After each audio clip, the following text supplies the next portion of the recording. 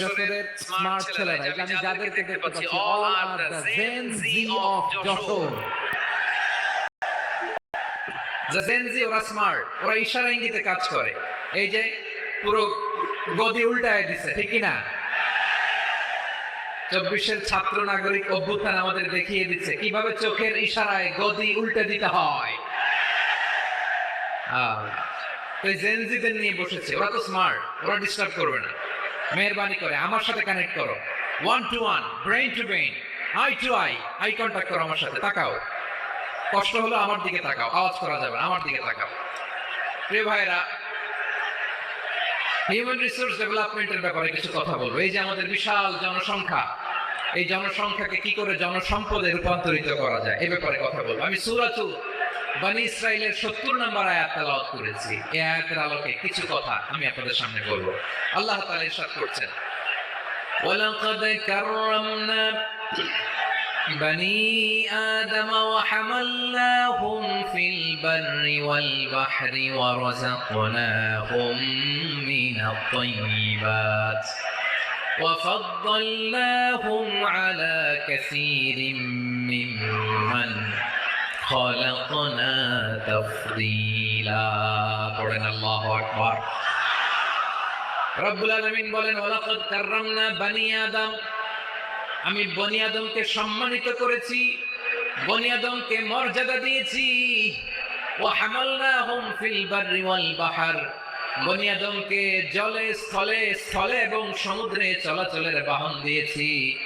ওয়া রাযাকনাহুম মিনাত তাইয়্যিবাত, তাদেরকে পবিত্র রিজিকের বন্দোবস্ত করেছি।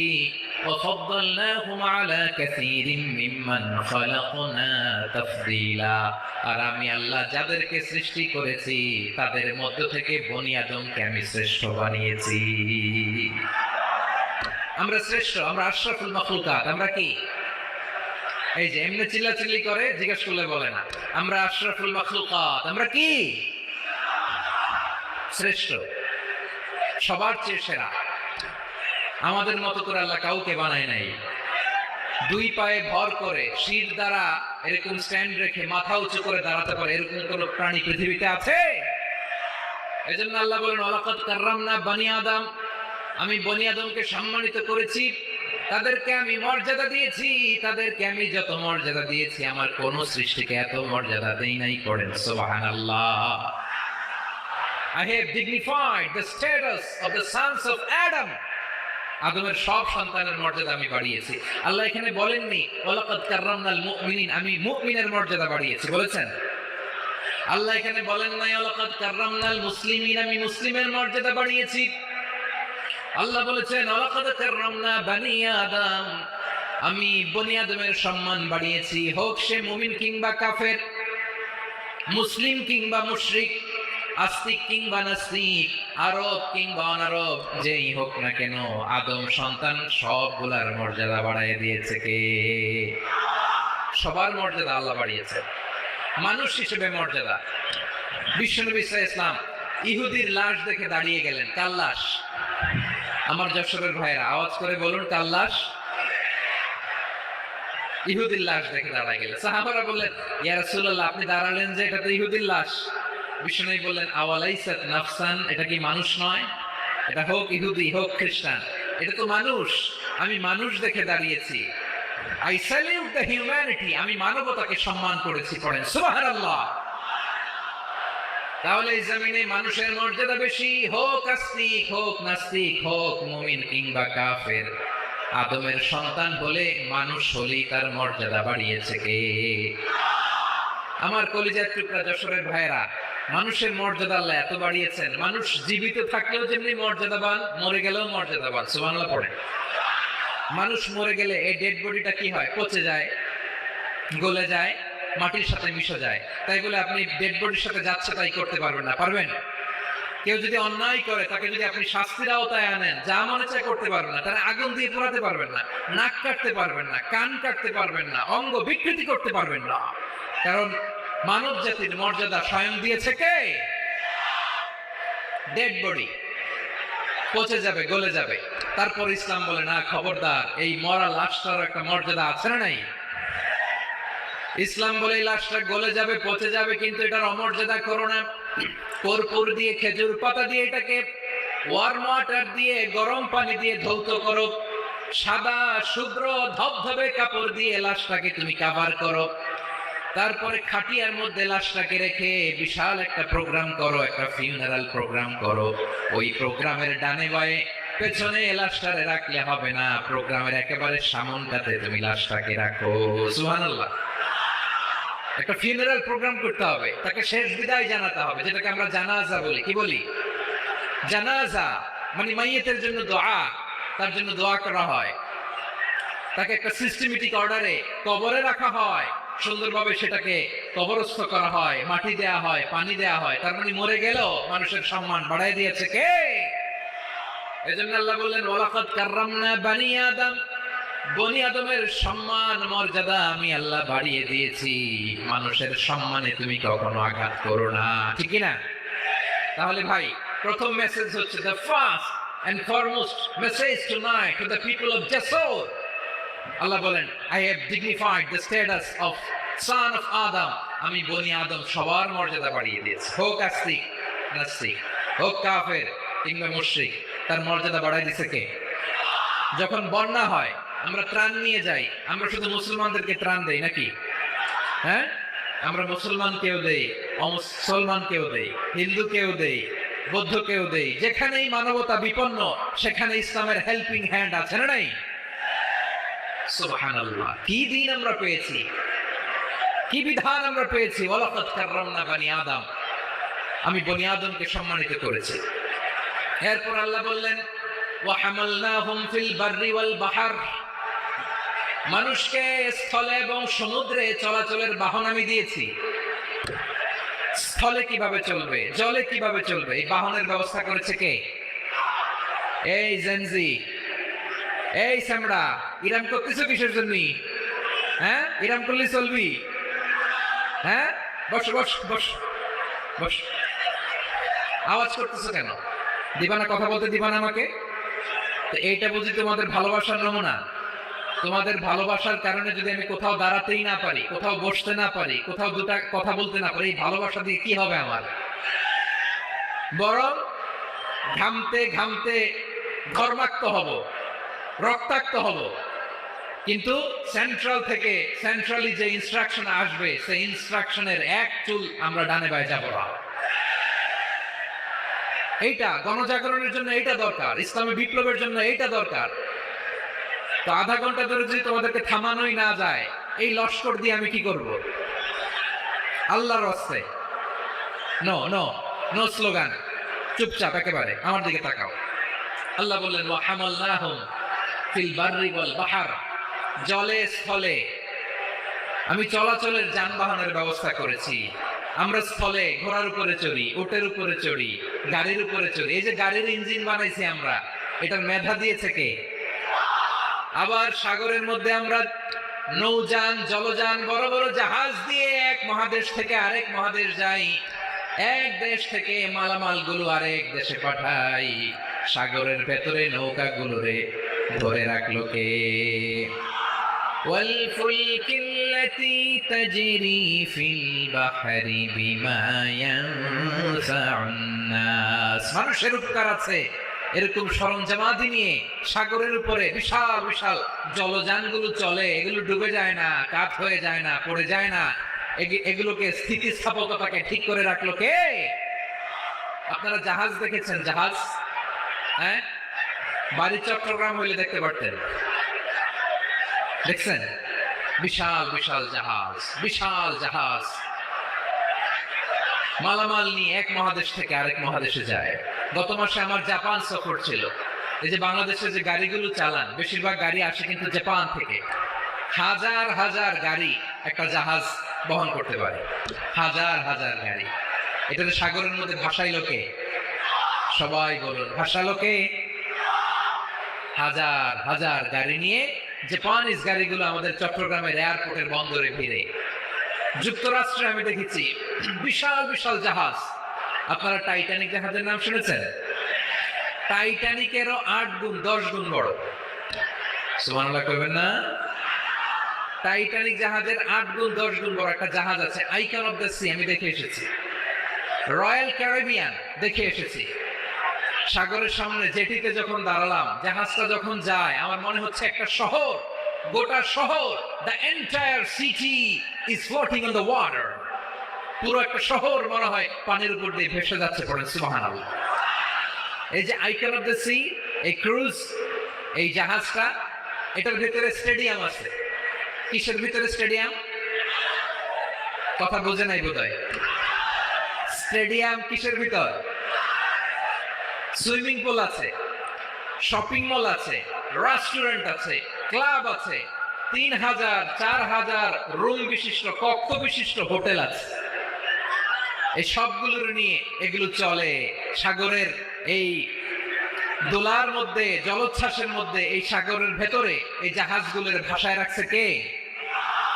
সূরাতুর রহমান আল্লাহ তাআলা বললেন, ওয়ালাহুল জাওয়ারিল মুনশাআতু ফিল বাহরি কাল আ'লাম ফাবিআইয়ি আলা, সবাই পড়েন, ফাবিআইয়ি আলাই রাব্বিকুমা তুকাযযিবান।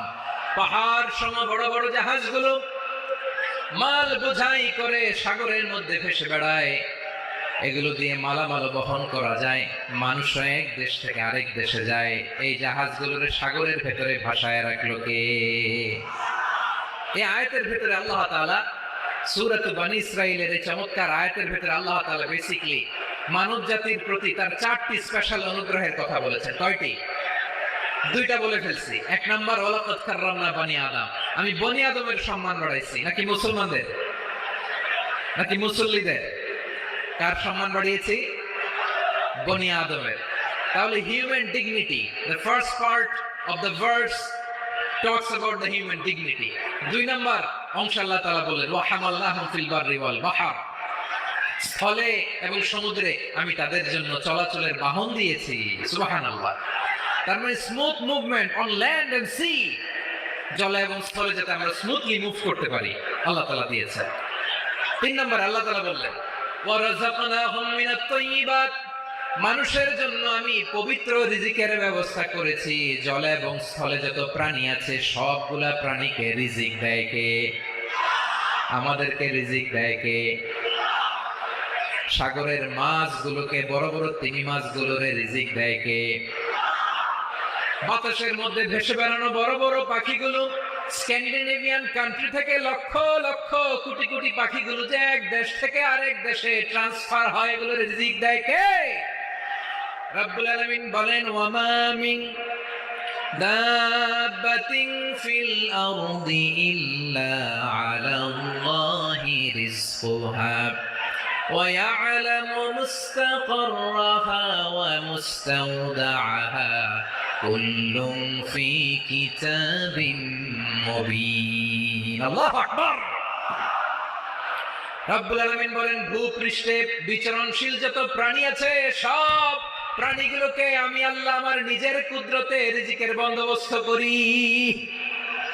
এই প্রাণীগুলো কোথায় থাকে, কোথায় যায়, সব জায়গায় আমি রিজিক পৌঁছে দেই। রিজিক কেউ দিতে পারে না, রিজিকের মালিক কে? রিজিকের মালিক তিনি আল্লাহ। এজন্য আল্লাহ তাআলা বললেন, ওয়ারাযাকনাহুম মিনাত তাইয়্যিবাত।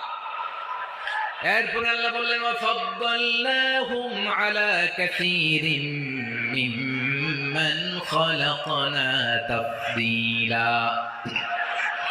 আমি যত প্রাণী সৃষ্টি করেছি সকল প্রাণীর মধ্যে মানুষের মর্যাদা, শ্রেষ্ঠত্ব আমি দিয়েছি। সুবহানাল্লাহ পড়েন। তাহলে 1 নম্বরে আল্লাহ বললেন, আমি বনী আদমের মর্যাদা বাড়ালাম। এরপরে বললেন, স্থলে এবং সমুদ্রে চলাচলের জন্য যানবাহন দিলাম। 3 নম্বরে আল্লাহ বললেন, পবিত্র রিজিকের ব্যবস্থা করে দিলাম। এরপরে আল্লাহ বললেন, যত প্রাণী আছে, সৃষ্টি আছে, সবগুলার উপরে আমি মানুষকে শ্রেষ্ঠত্ব দিলাম। সুবহানাল্লাহ। তাহলে সবচেয়ে বেশি শ্রেষ্ঠত্ব মানুষের। কার? মানুষের। শুধু তাই নয় প্রিয় ভাইরা, আকাশ এবং জমিনে যা কিছু আছে সবকিছু মানুষের জন্য, মানুষের কল্যাণে, মানুষের প্রয়োজনে, মানুষের বশীভূত করে সৃষ্টি করেছেন কে? রব্বুল আলামিন বলেন, হুয়াল্লাযী খালাকা লাকুম মা ফিল আরদি জামিআ।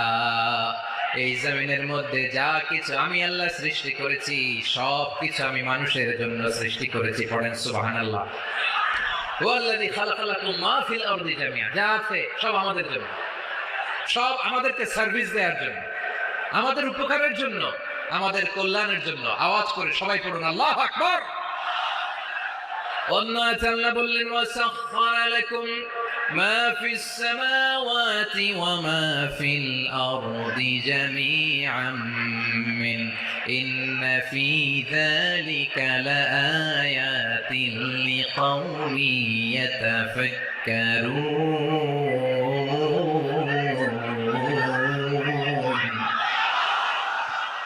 প্রথমে আল্লাহ বললেন, জমিনে যা আছে সব তোমাদের কল্যাণে আমি সৃষ্টি করলাম।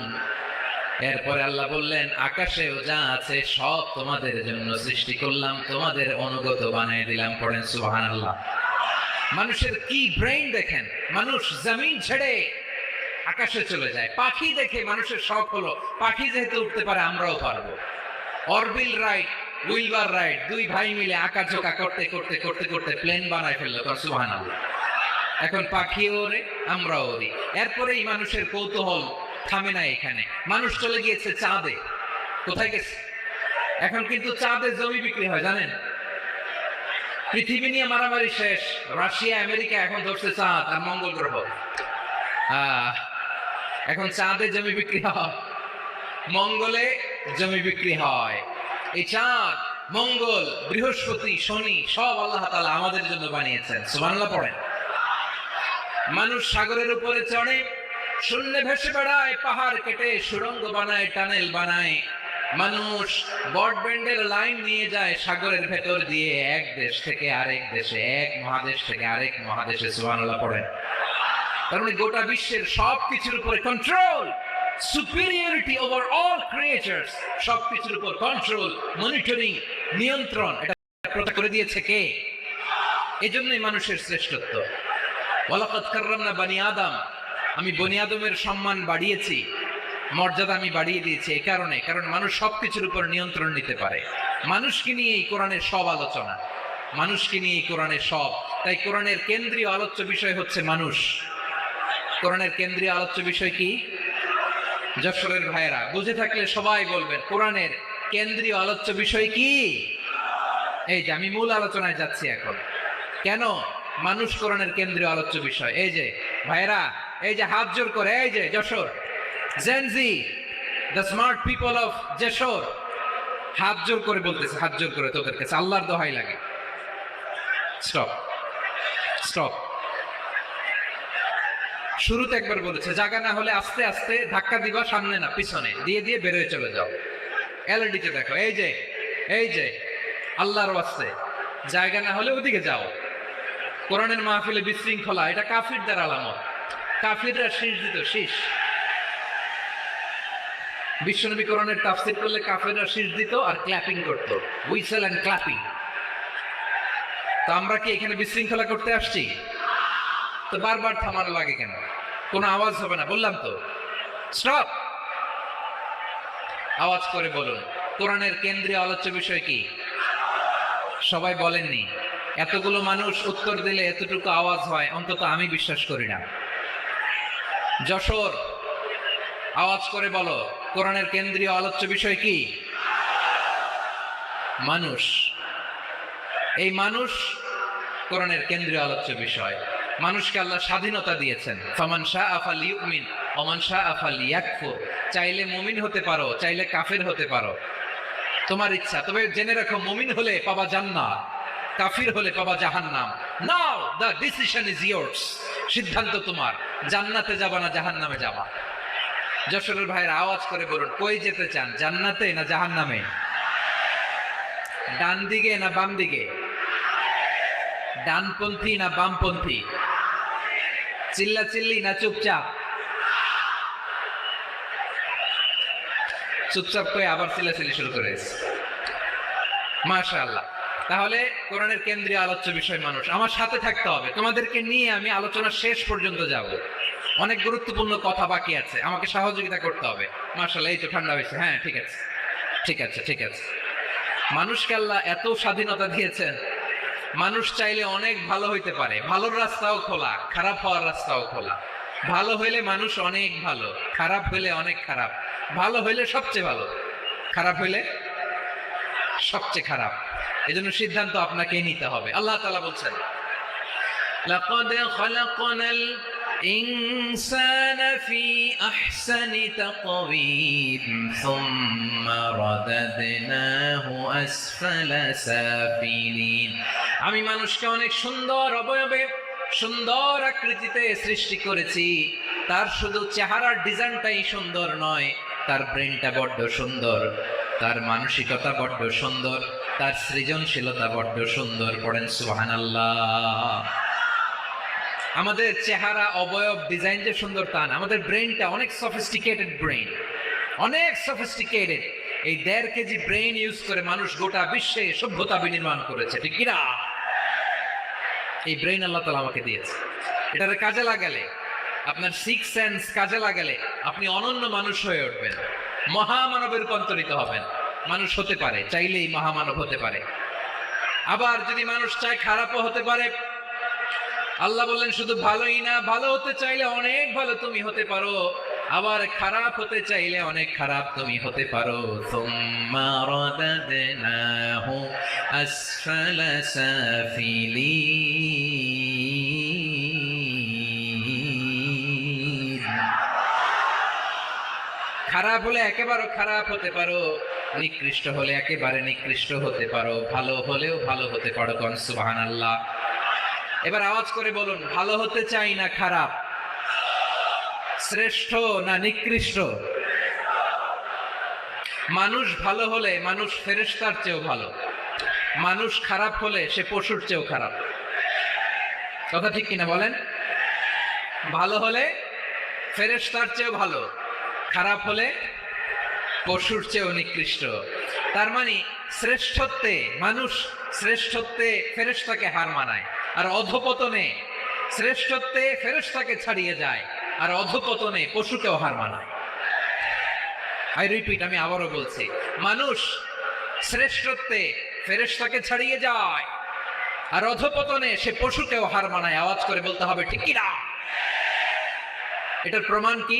মানুষ শ্রেষ্ঠ হইলে যে ফেরেশতার চেয়েও সেরা, তার প্রমাণ কি? আল্লাহ তাআলা বলছেন, للملائكة اسجدوا لآدم فسجدوا إلا إبليس أبى واستكبر وكان من الكافرين। আল্লাহ বলেন, স্মরণ করো সে সময়ের কথা যখন আমি ফেরেশতাদেরকে বললাম, ও ফেরেশতারা আদমকে সিজদা দাও। সব ফেরেশতারা সম্মান সূচক সিজদা আদমকে দিল।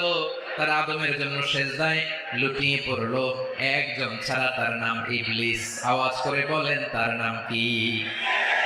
সে অহংকার প্রদর্শন করলো, সে কাফের হয়ে গেল। বাকি সব ফেরেশতারা সিজদা দিল। সুবহানাল্লাহ। আবার আদম আলাইহিস সালামকে আল্লাহ জিজ্ঞেস করলেন, সব বলে দিল উত্তর, কিন্তু ফেরেশতাদেরকে একই প্রশ্ন জিজ্ঞেস করলেন, তারা উত্তর করতে পারে নাই। তার মানে এর মধ্য দিয়ে প্রমাণিত হয়, মানুষ ভালো হলে ফেরেশতার চেয়েও ভালো, ফেরেশতার চেয়েও মানুষের মর্যাদা বাড়িয়ে দিয়েছে কে? সব নূরের ফেরেশতা যখন মাটির আদমকে সিজদা দেয়, এটা প্রমাণ করে ফেরেশতার চেয়েও মানুষের মর্যাদা বাড়িয়ে দিয়েছে কে? তুমি মাটির আদমকে প্রথম সৃষ্টি করিয়া ঘোষণা করিয়া দিলে শ্রেষ্ঠ বলিয়া, তাই তো নূরের ফেরেশতা করে আদমকে সিজদা। ঠিক কিনা বলেন? তাই তো নূরের ফেরেশতা করে আদমকে সিজদা। সবার চেয়ে সম্মান দিলে মাটির আদমকে। আল্লাহু আল্লাহু তুমি জাল্লে জালালুহু, শেষ করা তো যায় না গে তোমার গুণগান। পড়েন না? পড়েন। আল্লাহু আল্লাহু তুমি জাল্লে জালালুহু, শেষ করা তো যায় না গে তোমার গুণগান। আল্লাহু আল্লাহু। আল্লাহু আকবার। আদমের মর্যাদা বেশি, মানুষের মর্যাদা বেশি। মানুষ শ্রেষ্ঠ তার প্রমাণ, নূরের ফেরেশতা মাটির আদমকে সেজদা করে আওয়াজ করে বলেন ঠিক কিনা।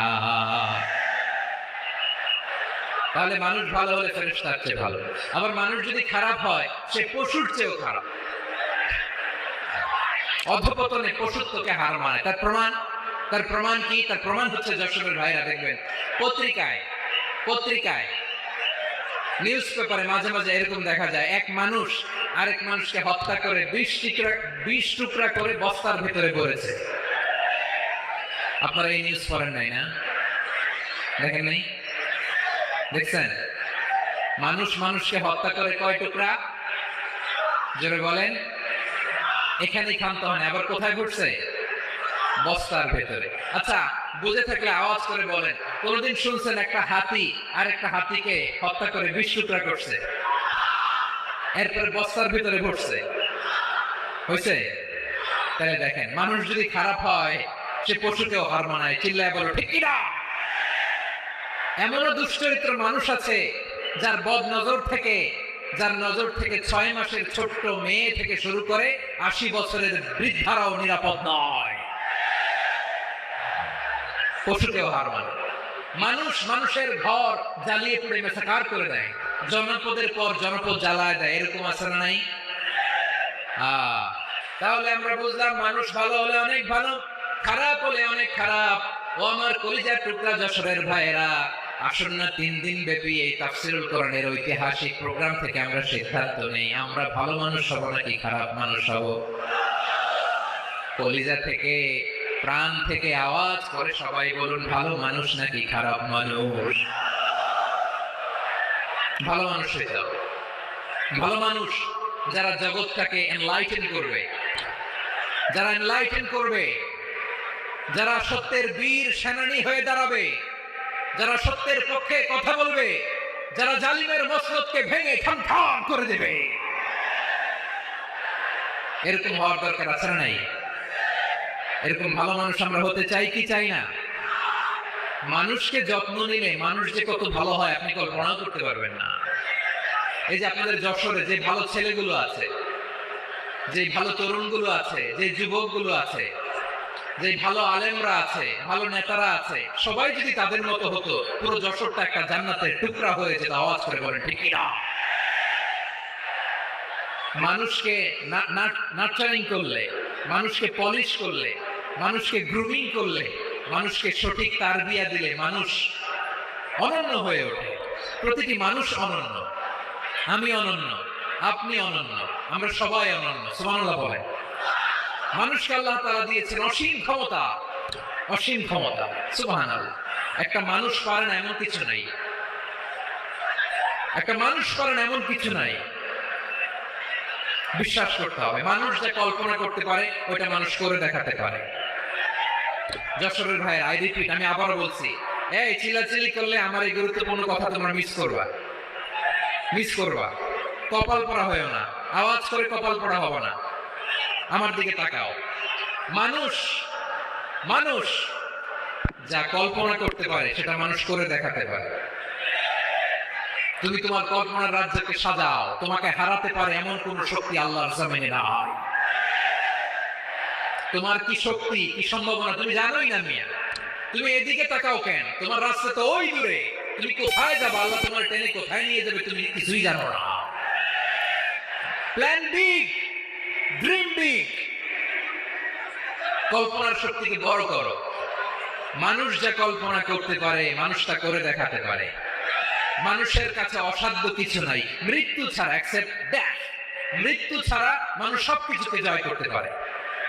মৃত্যু ছাড়া যে কোনো অসাধ্যকে সাধন করার ক্ষমতা মানুষকে দিয়ে দিয়েছে কে? হারার জন্য তোমার জন্মই হয় নাই, তোমার জন্ম হয়েছে জিতার জন্য, বিজয়ের জন্য তোমার জন্ম। মানুষের শুরুটাই হয় বিজয় দিয়ে। যশোর, আওয়াজ করে বলো, মানুষের শুরু হয় কি দিয়ে? আমরা যখন আমার পিতার পৃষ্ঠদেশে ছিলাম, পিতার পৃষ্ঠদেশ থেকে শুক্রাণু যখন মায়ের গর্ভদেশে যেয়ে পড়ে, কতটা শুক্রাণু ভ্রমণ শুরু করে জানো? 20 কোটি শুক্রাণু। একবার সিমেন্ট আউট হলে সেখানে 20 কোটি শুক্রাণু থাকে, ভ্রমণ শুরু করে। ওই 20 কোটি শুক্রাণুর মধ্যে থেকে তুমি আমি আজকে এক বিকশিত শুক্রাণু মানব রূপে পৃথিবীতে এসেছি। সুবহানাল্লাহ। ওই 20 কোটি শুক্রাণুর প্রতিযোগিতায় সবাই পেছনে ফেলে সেদিন আমি সফল হয়েছিলাম, সেদিন আমি বিজয়ী হয়েছিলাম। সেদিন আমি এত ছোট ছিলাম, মাইক্রোস্কোপ দিয়েও আমার অস্তিত্ব টের পাওয়া যায় না।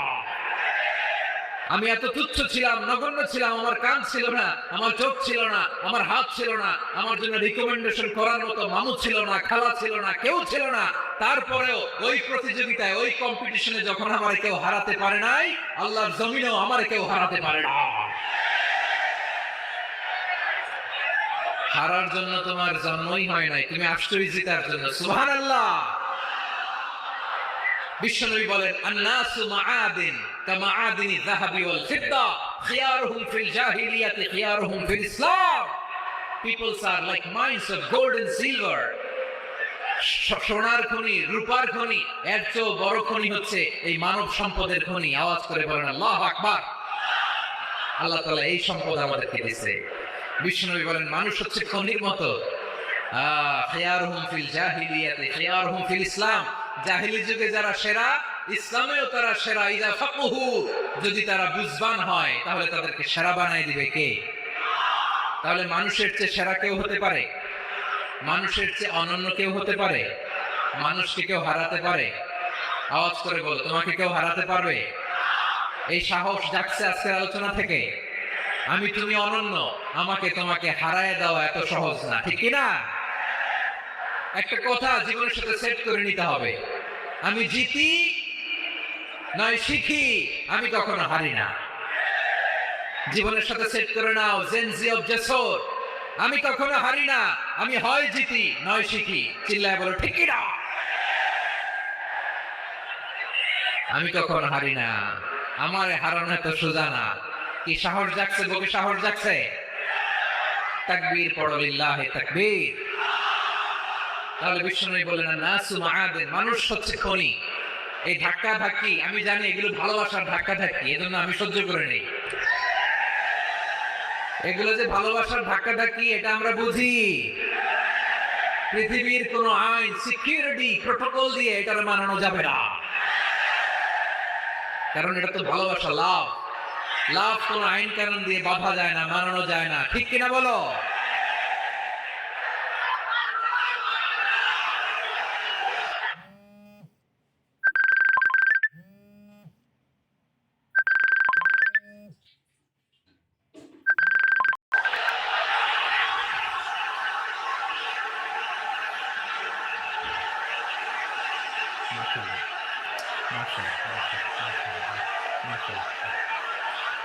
ঠিক আছে, বসুন বসুন বসুন। আল-নাসু মাআদিন, মানুষ হচ্ছে খনি। এই খনির যত্ন নিতে হবে। আর আমার মা বাবা যারা এসেছেন, আপনার ছেলে মেয়ের যত্ন নেন। আপনার ছেলের মধ্যে যে কি পটেনশিয়াল আপনি জানেন না। আপনার এই ছোট্ট অবুঝ ছেলেটাই আগামী দিনের শায়েখ আহমদুল্লাহ হবে। আপনার হেফজখানায় পড়া ওই ছোট্ট ছেলেটাই আগামী দিনের আল্লামা মামুনুল হক হবে। আপনার ওই ছেলেটা আমির হামজা হবে, আব্দুল হাই সাইফুল্লাহ হবে।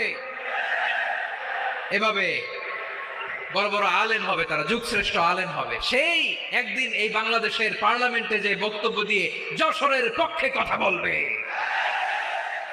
আপনি জানেন না, কাউকে ছোট করবেন না আপনি, ওর কনফিডেন্স আপনি কমাবেন না, আপনি কমাতে পারেন না।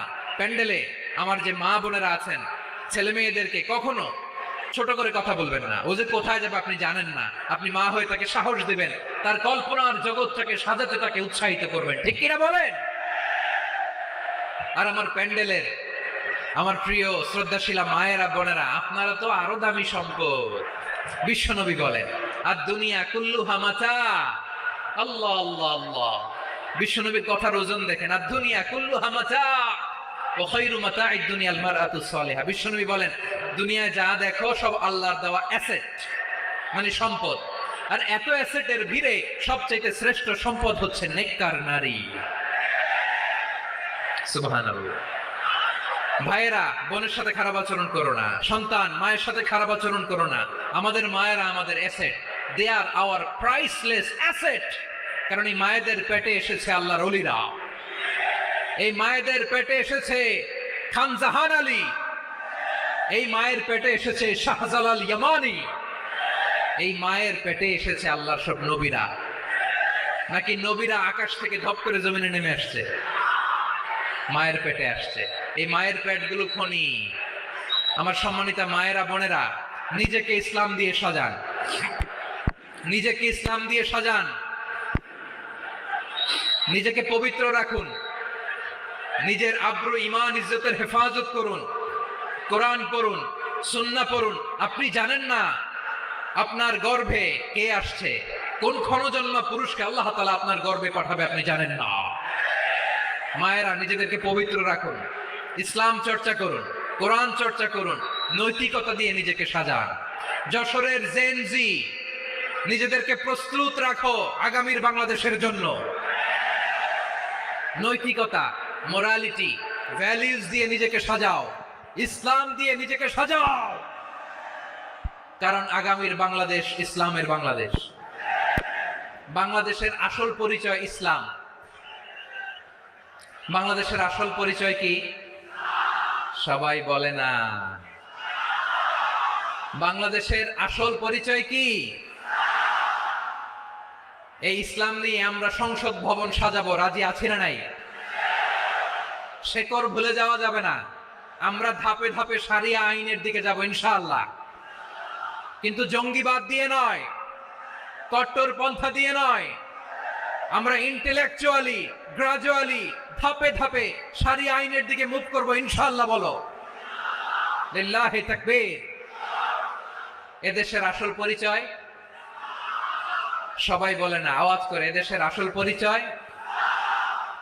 এদেশে আজান শুনে সূর্য ওঠে শহর গ্রামে, এদেশে আজান শুনে সূর্য ডোবে সন্ধ্যা নামে, এদেশে সকল কাজে সবাই বলে বিসমিল্লাহ, এদেশে ভালো কিছু দেখে শুনে হাসি মুখে সবাই বলে মাশা আল্লাহ, সুবহানাল্লাহ সুবহানাল্লাহ সুবহানাল্লাহ সুবহানাল্লাহ সুবহানাল্লাহ সুবহানাল্লাহ সুবহানাল্লাহ সুবহানাল্লাহ।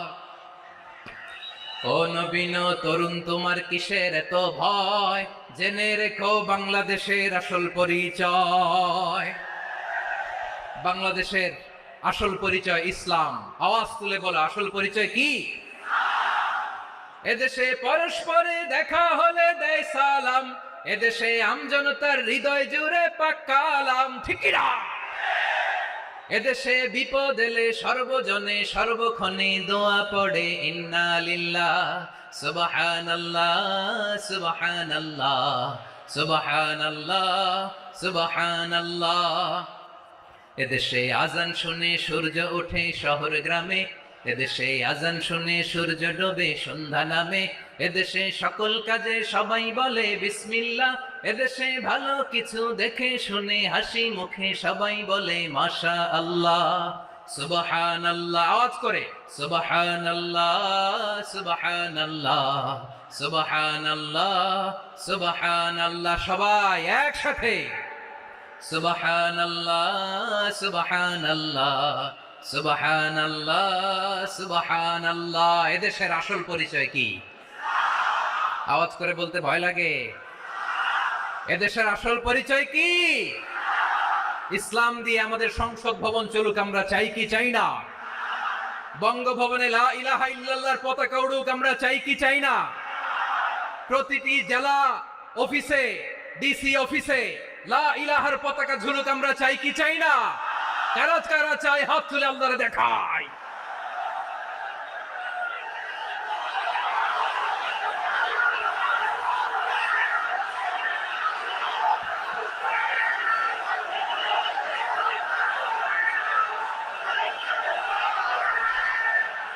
মাশাআল্লাহ মাশাআল্লাহ মাশাআল্লাহ মাশাআল্লাহ।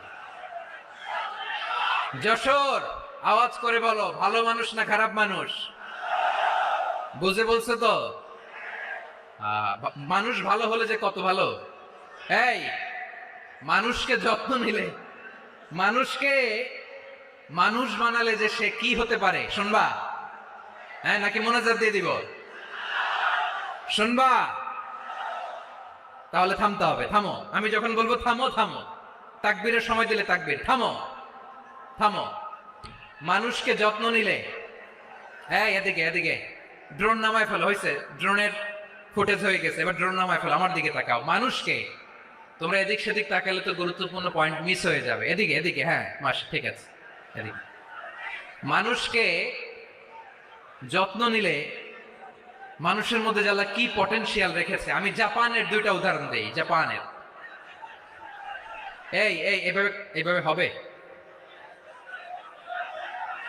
হয় বসো নয় পেছনে, কথা নেই, কথা তো বলাই যাবে না, হারাম কথা বলা, আজকে একেবারে চুপ, আজকের জন্য হারাম করে দিছে আমি কিছু সময়ের জন্য, একেবারে নিষিদ্ধ। জাপানের দুইটা উদাহরণ দেই, খেয়াল করে একটু শোনেন, বুঝবেন।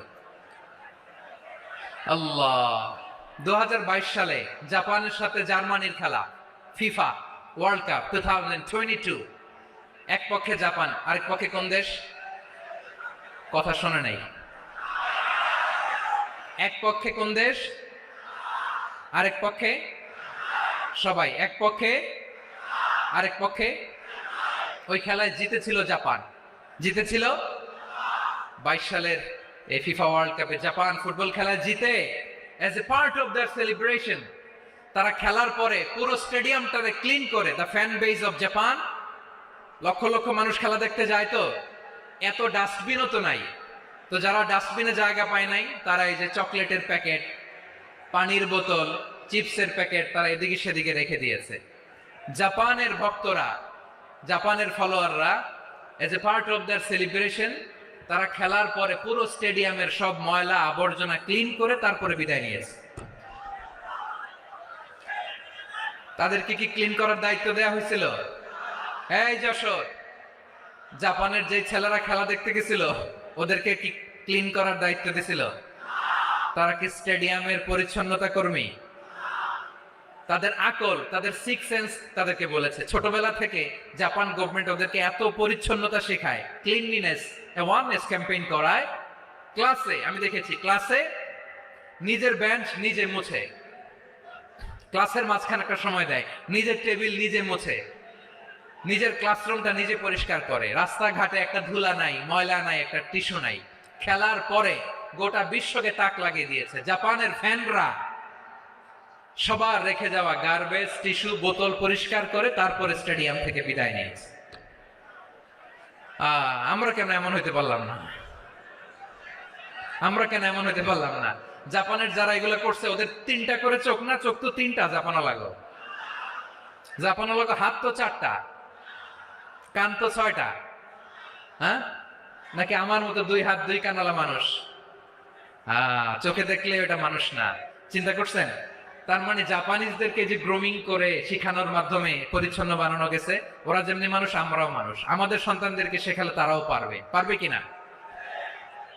2 নম্বর উদাহরণ বলি, চট্টগ্রাম ফেনীতে যারা গিয়েছেন, মেঘনা গোমতী ব্রিজ প্রকল্প নাম শুনছেন?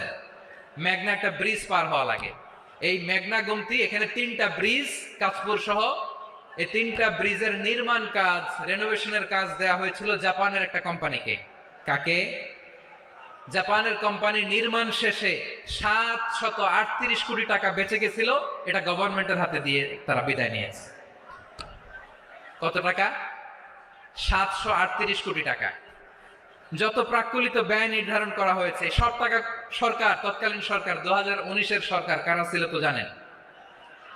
এই 2019-এর সরকার তাদেরকে দিয়েছে। তারা রিনোভেশন নির্মাণ শেষে 738 কোটি টাকা অতিরিক্ত বেঁচে গেছিল, এটা আবার গভর্নমেন্টের হাতে বুঝাই দিয়ে তারা বিদায় নিচ্ছে। আমরা কেন এমন হইতে পারলাম না? জাপানের ওরাও মানুষ, আমরাও মানুষ, তার মানে মানুষে মানুষে পার্থক্য আছে না নাই? আচ্ছা, জাপানের 2টা উদাহরণ দিলাম, এবার আমার দেশের 2টা উদাহরণ দিব না? বাংলাদেশের 2টা উদাহরণ দিই। 1 নম্বর উদাহরণ, গত সপ্তাহে আপনারা জানেন কক্সবাজার আমার একটা প্রোগ্রাম ছিল, তো হেলিকপ্টারে গিয়েছিলাম।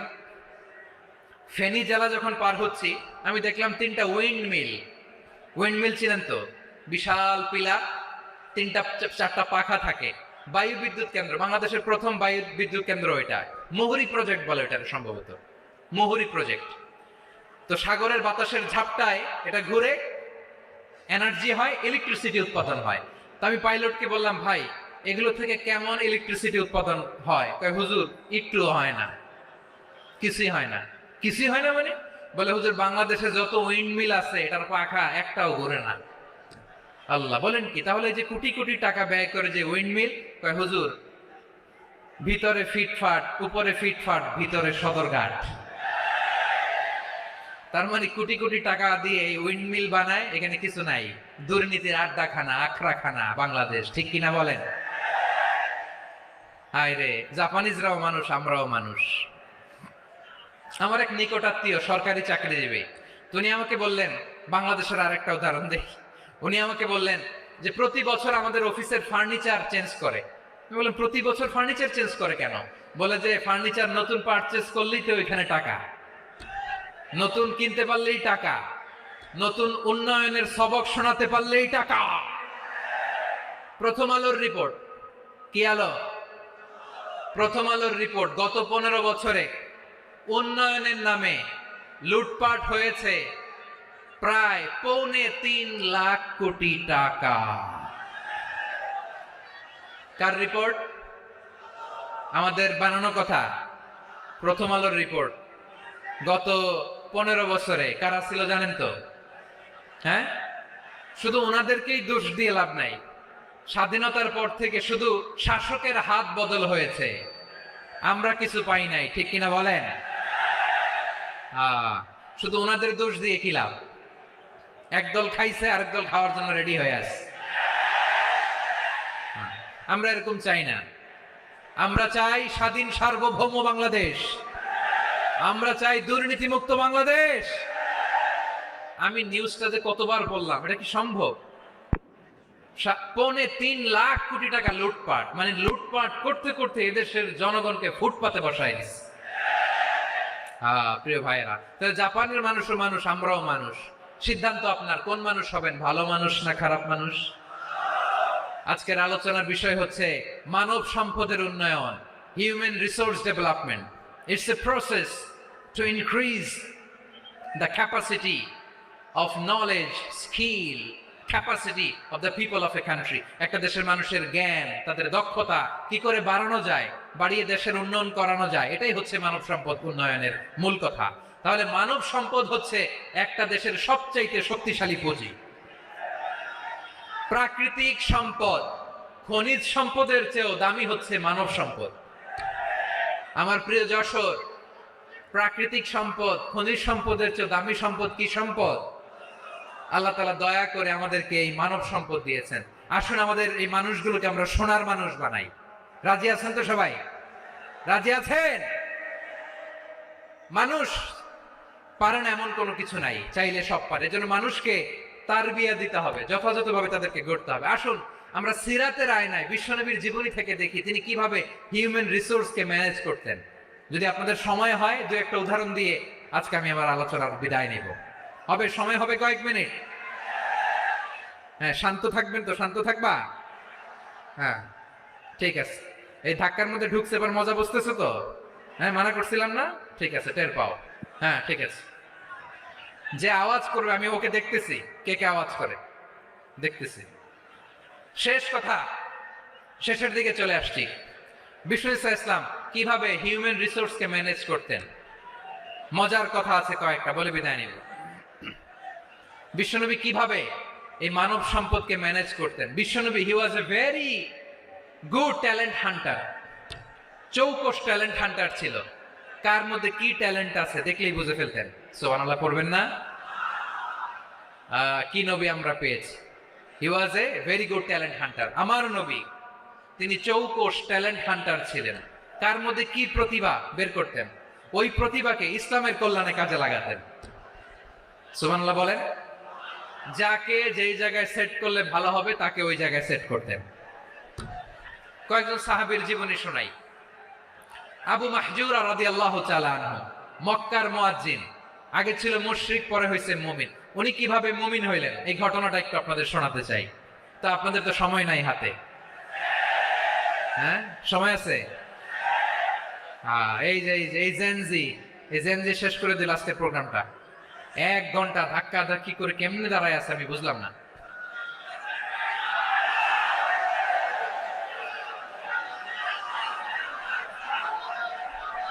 না না, তাকবির না, চুপ করতে হবে। What I need you stop, just shut up, চুপ। হ্যাঁ ঠিক আছে, এভাবে। আবু মাহজুরা রাদিয়াল্লাহু তাআলা আনহু কিভাবে মুসলিম হলেন আওয়াজ করে শুনেন। হুনাইনের যুদ্ধ 8ম হিজরি, বিষ্ণু ইসলাম হুনাইনের যুদ্ধ শেষে ফিরতেছেন, পথিমধ্যে বেলাল রাদিয়াল্লাহু তাআলা আনহু, এই যে আবার কথা, আই রে আল্লাহ রে, এখানে ধাক্কা ধাক্কি কেন? চলে যাও, পেছনে যাও, পেছনে যাও। কি আজীব তামাশা, যেখানে যায় এখানে ধাক্কা ধাক্কি, মারামারি, গায়ের উপরে কাঁধের উপরে শাউটিং। অনেক গুরুত্বপূর্ণ কথা পয়েন্ট করে নিয়ে আসে যে বলবো, এই শাউট করার কারণে প্রোগ্রামটাই নষ্ট করে দেয়। আসছে আমার ভালোবাসা দেখাইতে, প্রোগ্রামটা শেষ করে দিয়ে চলে যায়। স্টপ, আবার কথা বল, স্টপ। হুনাইনের যুদ্ধে 8ম হিজরি, কত হিজরি সবাই বলেন না একটু, কত হিজরি? 8ম হিজরিতে হুনাইনের যুদ্ধে রাসূল সাল্লাল্লাহু আলাইহি ওয়াসাল্লাম ফিরে আসতেছেন মদিনায়। পথিমধ্যে বেলাল রাদিয়াল্লাহু তাআলা আনহু আযান দিচ্ছেন। কি দিচ্ছেন? তো পাশে ছিল মুশরিকদের একটা পল্লী, কিছু মুশরিক তরুণ, কিছু অমুসলিম কিশোর, তারা আযানকে ব্যঙ্গ করতেছে, আমাদের বাংলায় মুখ ভেঙ্গানো বলে আর কি। বেলাল রাদিয়াল্লাহু তাআলা আনহু আযান দিচ্ছেন, ওই বাচ্চাগুলো মুশরিক, তো ওরা আযানকে ব্যঙ্গ করতেছে, বিকৃতি করে ওরাও আযান দিচ্ছে। উদ্দেশ্য হচ্ছে আযানকে নিয়ে ঠাট্টা করা। উদ্দেশ্য কি? ঠাট্টা করা। ব্যাপারটা মনে কষ্ট পাওয়ার মতো ব্যাপার না? কিন্তু বিশ্বনবী ওইখানে দেখেন কি খুঁজলেন। বিশ্বনবী খেয়াল করলেন অমুসলিম কিশোরদের মধ্যে থেকে একটা কিশোরের গলাটা বড় দরাজ গলা, কণ্ঠটা বড় সুন্দর। খেয়াল করে দেখলেন যে কিছু কিশোর বেলালের আযানকে ব্যঙ্গ করে, বিকৃতি করে, কিন্তু একজনের কণ্ঠ দেখতে পাচ্ছেন না এত দূরে, কিন্তু কণ্ঠটা বড় সুন্দর, দরাজ গলা। বিশ্বনবী সাহাবীদেরকে বললেন, ধরো এগুলারে, ধরো। সবগুলারে ধরে বিশ্বনবীর সামনে আনা হলো। ওরা হাঁটু গেড়ে বসলো। বিশ্বনবী বললেন, তোমাদের মধ্যে কে যেন ব্যঙ্গ করে আযান দিচ্ছিল, তার গলাটা বড় উঁচু, গলার বেসটা বড় মজবুত, মেলোডিয়াস, সুমধুর কণ্ঠ। কে? আবু মাহজুরা বলে, আমার বন্ধুরা সবাই আমার দিকে আঙ্গুল দেখায়, আমি পড়ে গেছি বিপদে। রাসূল সাল্লাল্লাহু আলাইহি ওয়াসাল্লাম বাকি অমুসলিম তরুণদেরকে ছেড়ে দিলেন, বললেন তোমরা যাও। এবার আবু মাহজুরারে পাইছে। আবু মাহজুরার চুলের মধ্যে হাত দিলেন বিশ্বনবী, মাথায় হাত দিয়ে বললেন, এবার আযান দাও দেখি। আবু মাহজুরা বলে, আমি তো আযান দিতে জানি না, কারণ আমি তো বেলালেরটা শুইনা দিছি, আমার তো মুখস্থ নাই, আমি তো আযান দিতে জানি না। বিষ্ণু বললেন, জানো না? তাহলে আসো, আমি তোমারে শিখাই দেই। সুবহানাল্লাহ পড়েন। আবু মাহজুরা হাঁটু গেড়ে বসে, বিশ্বনবীর মোবারক হাত আবু মাহজুরার চুলের মধ্যে। বিশ্বনবী আযানের মুআল্লিম আবু মাহজুরাকে বলতেছে, ঠিক আছে তোমারে শিখাই দিচ্ছি, আমি যা যা বলবো আমার সাথে সাথে বলো, পারবা? আবু মাহজুরা বলে, পারবো। বিশ্বনবী আযান দিচ্ছেন, মাথায় হাত দিয়ে, আল্লাহু আকবার,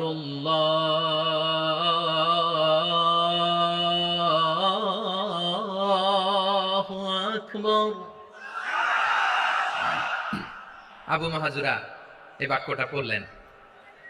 বিশ্বনবী দ্বিতীয় বাক্য পড়তে আরম্ভ করলেন, আল্লাহু আকবার,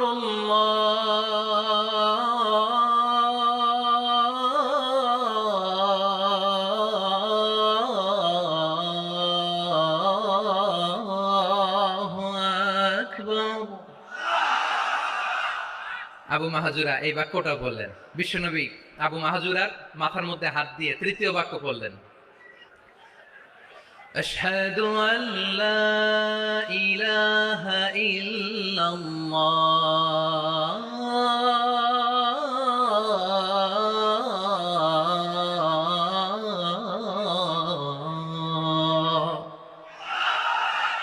আবু মাহাজুরা তৃতীয় বাক্য পড়লেন। বিশ্বনবী একটা বাক্য পরে আবু মাহাজুরা পরে, বিশ্বনবী পরে আবু মাহাজুরা পরে। আবু মাহাজুরা কিন্তু অমুসলিম, মুশরিক। আবু মাহাজুরা বলে, এক একটা বাক্য পড়ি আমার কলিজাটা গলে ঠান্ডা হয়ে যায়। এতদিন মোহাম্মদকে গালি দিতাম, এখন মোহাম্মদ আমার মাথায় যখন হাত রাখছে আমার সারা শরীর ঠান্ডা হয়ে গেছে। বিশ্বনবী আজান শিখাচ্ছেন, একটা একটা বাক্য পড়ে আবু মাহজুরাও পড়ে, বিশ্বনবী পড়ে আবু মাহজুরাও পড়ে। পুরো বাক্যগুলো যখন শেষ, আজান শেষ, আবু মাহজুরাও যখন পুরো আজান পড়লেন, আবু মাহজুরা বললেন, এতদিন মোহাম্মদের চেহারা দেখলে আমার ঘৃণা লাগতো, আজ থেকে মোহাম্মদের চেহারার চেয়ে প্রিয় চেহারা আমার কাছে নাই। আবু মাহজুরা বললেন, ও মুহাম্মদ, আজানের বাক্য তো আপনি আমারে শেখালেন, এখানেই শেষ করবেন না, আপনি আমারে পড়ায় দেন, লা ইলাহা ইল্লাল্লাহু মুহাম্মাদুর রাসূলুল্লাহ সাল্লাল্লাহু আলাইহি ওয়াসাল্লাম। বিশ্বনবীর সাথে দাঁড়িয়ে উনি শাহাদা পড়ে মুসলমান হয়ে গেলেন। এবার আবু মাহজুরা বলে, ইয়া রাসূলুল্লাহ, ইয়া হাবিবাল্লাহ, আমি মুমিন হয়েছি, মুসলমান হয়েছি, আপনার কাছ থেকে আজান শিখার সৌভাগ্য আমি লাভ করেছি নবী। আমার কণ্ঠের বড় তারিফ করেছেন আপনি, আমার আজানকে আপনি পছন্দ করেছেন। একটা জিনিস আপনার কাছে চাই, আপনি আমাকে মক্কার মসজিদুল হারামের মুয়াজ্জিন হিসেবে অ্যাপয়েন্ট করে দেন। বিষ্ণু ইসলাম বললেন, যাও আবু মাহজুরা, আমি তোমাকে পৃথিবীর শ্রেষ্ঠতম মসজিদ মক্কার মসজিদুল হারামের মুয়াজ্জিন হিসেবে অ্যাপয়েন্ট করে দিলাম। দেখছেন কিভাবে ট্যালেন্ট হান্টিং করতে হয়, কিভাবে হিউম্যান রিসোর্স মানব সম্পদকে ব্যবহার করতে হয়। আসছিল আজানকে ভেঙাইতে, আসছিল কেন? আজানকে ব্যঙ্গ করার জন্য, বিকৃত করার জন্য। আজানকে বিকৃত করতে যে ইসলামের সবচেয়ে শ্রেষ্ঠ মসজিদের মুয়াজ্জিন হয়ে গেল। পড়েন সুবহানাল্লাহ। হযরত আবু হুরায়রা রাদিয়াল্লাহু তাআলা আনহু ওনার এই সুললিত কণ্ঠ ব্যবহার করে মসজিদুল হারামে এত সুন্দর করে আল্লাহু আকবার বলে আজান দিতেন, মানুষগুলোর, মুসল্লিগুলোর, মক্কাবাসীর হৃদয়কে তিনি বিগলিত করে দিতেন, মানুষের হৃদয়কে ঠান্ডা হয়ে যেত। শুধু এখানেই শেষ না আমার যশোরের ভাইয়েরা, বিশ্বনবী যখন সাইয়েদনা আবু মাহজুরা রাদিয়াল্লাহু তাআলা আনহুকে আজান শিখাচ্ছিলেন, বলেন তো বিশ্বনবীর হাতটা কোথায় ছিল? আবু মাহজুরার মাথার সামনে, এই চুলের উপরে ছিল। আবু মাহজুরা ওই স্মৃতিটাকে ধারণ করবার জন্য, ওই স্মৃতিকে বহন করার জন্য বিশ্বনবীর মোবারক হাত আবু মাহজুরার কপালের চুলের যেই জায়গায় লেগেছে, মৃত্যুর আগের দিন পর্যন্ত আবু মাহজুরা মাথার ওই চুলে কোনোদিন ছুরি আর কামার লাগায় নাই, সেখানে কেচি লাগায় নাই, চুলের মধ্যে খুর লাগায় নাই। আবু মাহজুরা ডান দিকের চুল কাটতো, বাম দিকের চুল কাটতো, পেছনের চুল কাটতো, সামনের চুল কাটতো না। আবু মাহজুরা রাদিয়াল্লাহু তাআলা আনহুর সামনের চুলগুলো বড় হতে হতে যখন এত বড় হয়ে যায়, তিনি চুলগুলো পেঁচিয়ে মাথার মধ্যে রাখতেন, তারপরে তিনি পাগড়ি পরতেন। সবাই জিজ্ঞেস করতো, আবু মাহজুরা, এটা আবার কেমন স্টাইল? দেখতে তোমার কি বিদঘুটে লাগে? কেমন অড লাগে? কেমন খারাপ দেখা যায়? মক্কায় এমন কোন মানুষ তো দেখি নাই, ডানে চুল কাটে, বায়ে চুল কাটে, পেছনে চুল কাটে, সামনে কাটে না। ওরে আবু মাহজুরা, কেমন দেখা যায় তোমারে? তুমি সামনের চুল কাটো না কেন? আবু মাহজুরা বলে, আমি হাঁটু গেড়ে পেয়ারা নবীর সামনে বসেছিলাম, আমার এই মাথার চুলের মধ্যে মোবারক হাত লাগিয়ে বিশ্বনবী নিজে আমাকে আজানের প্রতিটা বাক্য শিক্ষা দিয়েছেন। বিশ্বনবীর মোবারক হাত, পবিত্র হাত আমার মাথার চুলের যেই জায়গায় লেগেছে, আমি চাই ওই চুলগুলা নিয়ে আমি আমার কবরের ভিতরে যাব। সাইয়েদনা আবু মাহজুরা রাদিয়াল্লাহু তাআলা আনহু ইন্তেকালের আগের পর্যন্ত মাথার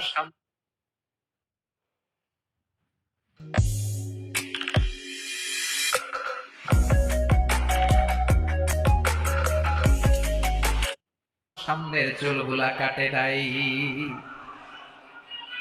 মাথার সামনের চুল তিনি কাটেন নাই। সুবহানাল্লাহ বিহামদি। কেমন ভালোবাসতেন বিশ্বনবী সাহাবীদেরকে, সাহাবারা কেমন ভালোবাসতেন বিশ্বনবীকে।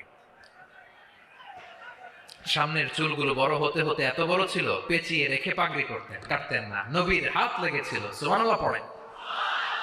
তাহলে what is the lesson? Moral of the story কি? মোরাল অফ দ্য স্টোরি হচ্ছে, আসছিল আজানকে ব্যঙ্গ করার জন্য, বিকৃত করার জন্য হয়ে গেল মসজিদুল হারামের মুয়াজ্জিন। দেখেন বিশ্বনবী একটা খারাপ সিচুয়েশনের মধ্যে থেকে কি ভালো জিনিস বের করে আনলেন। আমি যে শুরুতে বলেছি কিভাবে তিনি হিউম্যান রিসোর্সকে ডেভেলপ করেছেন, ম্যানেজ করেছেন। তিনি যে চৌকস ট্যালেন্ট হান্টার ছিল, দেখেন সবার মধ্যে থেকে এর বাছাই করে মুয়াজ্জিন বানাই দিয়েছেন। সুবহানাল্লাহ পড়েন। তার মানে এই না সবাইরে ধরে ধরে উনি মুয়াজ্জিন বানাইছেন। যার যেই ট্যালেন্ট আছে তাকে ওই কাজে অ্যাসাইন করেছেন। যার যেই প্রতিভা আছে তার প্রতিভাকে ইসলামের কাজে লাগিয়েছেন। সুবহানাল্লাহ পড়েন। যায়েদ বিন সাবিত রাদিয়াল্লাহু তাআলা আনহু নাম শুনেছেন? যশোর কথা বের হয় না। যদি জিজ্ঞাসা সালমান খানের নাম শুনছেন, সবাই হাত তুলবে, জি হুজুর শুনছি, মানে সব দেখা শেষ। সালমান খান, আমির খান, অমুক খান, সব খান মুখস্থ, কিন্তু যায়েদ বিন সাবিতের নাম মুখস্থ নাই মুসলমানদের। যে সাহাবী মাথা সামনের চুল কাটে নাই, মসজিদুল হারামের মুয়াজ্জিন বানাইছেন বিশ্বনবী, সাহাবীর নাম কি? খায়া ফেলাইছে, স্লোগানের সাথে খায়া ফেলাইছে। আবু মাহজুরা। কি নাম? আবু মাহজুরা আল জুমাহি রাদিয়াল্লাহু তাআলা আনহু। এই নামটা আজকে নিয়ে যাইতে হবে যশোর। আবু মাহজুরা রাদিয়াল্লাহু তাআলা আনহু। দুই নম্বরে বলছিলাম যায়েদ বিন সাবিত রাদিয়াল্লাহু তাআলা আনহু। বিশ্বনবী দেখলেন মদিনার এই আনসারী সাহাবী হাইলি ট্যালেন্টেড, ইন্টেলেকচুয়াল, মেরিটোরিয়াস, জ্ঞানের প্রতি তার আকর্ষণ, মারাত্মক আকর্ষণ। বিশ্বনবী তাকে দায়িত্ব দিলেন, কোরআন যা নাজিল হয় তুমি লিখো, কাতিবুল ওহী বানায় দিলেন। সুবহানাল্লাহ। যায়েদ বিন সাবিতরে আবার আযান শিখান নাই, কারণ তার মধ্যে বিশ্বনবী প্রতিভা দেখেছেন, একাডেমিক প্রতিভা। বিশ্বনবীর একাডেমিক প্রজেক্টগুলো তিনি হ্যান্ডেল করতেন। যায়েদ বিন সাবিত ছিল বিশ্বনবীর ব্যক্তিগত সচিব। কি ছিল? ব্যক্তিগত সচিব। বোঝেন নাই? বিশ্বনবীর ব্যক্তিগত সচিব এবং দোভাষী। ইহুদিরা কিছু লিখে দিলে এটার অর্থ বিশ্বনবীর বুঝায় দিতেন, আবার ইহুদিদের কাছে কিছু লিখতে হলে তিনি লিখে দিতেন। বিশ্বনবী একদিন বললেন, ইন্নী ওয়াল্লাহি মা আমানু ইয়াহুদা আলা কিতাব। ইহুদিরা যে চিঠি পাঠায় অর্থ তো বুঝি না, আরেক ইহুদি আইনা অর্থ করা লাগে। আবার ইহুদিদের কাছে কিছু লিখে পাঠাইতে চাইলে আমরা তো লিখতে পারি না, ইহুদিরে দিয়ে লেখা লাগে। ওরা যে পয়রা শোনায় লিখে দেয়, আমি ওদের বিশ্বাস করি না। আমার নিজের একজন লোক দরকার। বিশ্বনবী এই যায়েদ বিন সাবিতকে চুজ করলেন ল্যাঙ্গুয়েজের জন্য। উনি বললেন, যায়েদ তোমার সফট স্কিলকে ডেভেলপ করতে হবে, তুমি হিব্রু ল্যাঙ্গুয়েজ শিখে ফেলো। যায়েদ বিন সাবিত বলল, বিশ্বনবীর মোটিভেশন আর ইন্সপিরেশন পেয়ে আমি 15 দিনে ইহুদিদের এই হিব্রু ল্যাঙ্গুয়েজ শিখে ফেললাম। শুধু শিখে ফেললাম না, হাত্তা হাদিকতু, even I became master in the language. এই ভাষা আমি পারদর্শী হয়ে গেলাম। এরপরে ইহুদিরা চিঠি লিখে পাঠালে আর কোন ইহুদি ডাকা লাগতো না, আমি নবীর এটার অর্থ শুনে পরে বুঝাই দিতাম। আবার ইহুদিদের কাছে চিঠি লেখা লাগলে আমি যায়েদ বিন সাবিত চিঠি লিখে দিতাম। সুবহানাল্লাহ। দেখেন এত সাহাবীর মধ্যে থেকে বিশ্বনবীর একাডেমিক প্রজেক্ট, ব্যক্তিগত সচিব, দোভাষী হিসেবে তিনি যায়েদ বিন সাবিতের মতো তরুণকে নির্বাচিত করেছেন। কেমন ট্যালেন্ট হান্টার ছিল আমার নবী। সুবহানাল্লাহ পড়বেন না? বিশ্বনবীর ইন্তেকালের পরে সাইয়েদনা আবু বকর রাদিয়াল্লাহু তাআলা আনহু যখন খলিফা হয়ে আসলেন, কোরআনকে সংকলনের দায়িত্ব দেয়া লাগবে, কোন সাহাবীকে দিবেন? সব সাহাবারা মিলে পরামর্শ করলেন। সাইয়েদনা আবু বকর, ওমর সবাই মিলে এই বিশাল কোরআন সংকলনের গুরু দায়িত্ব বিশ্বনবীর ব্যক্তিগত সচিব, বিশ্বনবীর দোভাষী, বিশ্বনবীর সিলেক্ট করাই লোক যায়েদ ইবনে সাবিত রাদিয়াল্লাহু তাআলা আনহুকে দিয়েছে। কোরআনের কবিতা আজকে এখানে রাখে নাই। এই যে আজকের যে কোরআন পড়েন, এটা আগে এরকম ছিল না। কোরআন নাজিল হলে সাহাবারা চামড়ার, ওটের চামড়ায় লিখে ফেলতো, ওটের চ্যাপ্টা হাড্ডির মধ্যে লিখে ফেলতো, গাছের গুড়ির মধ্যে লিখে ফেলতো, বিভিন্ন জনের কাছে ছড়ানো ছিটানো ছিল।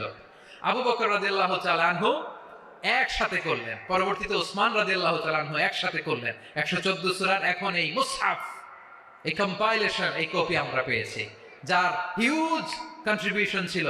এই পুরো কোরআন কম্পাইলেশনের প্রজেক্ট ম্যানেজার ছিল যায়েদ বিন সাবিত রাদিয়াল্লাহু তাআলা।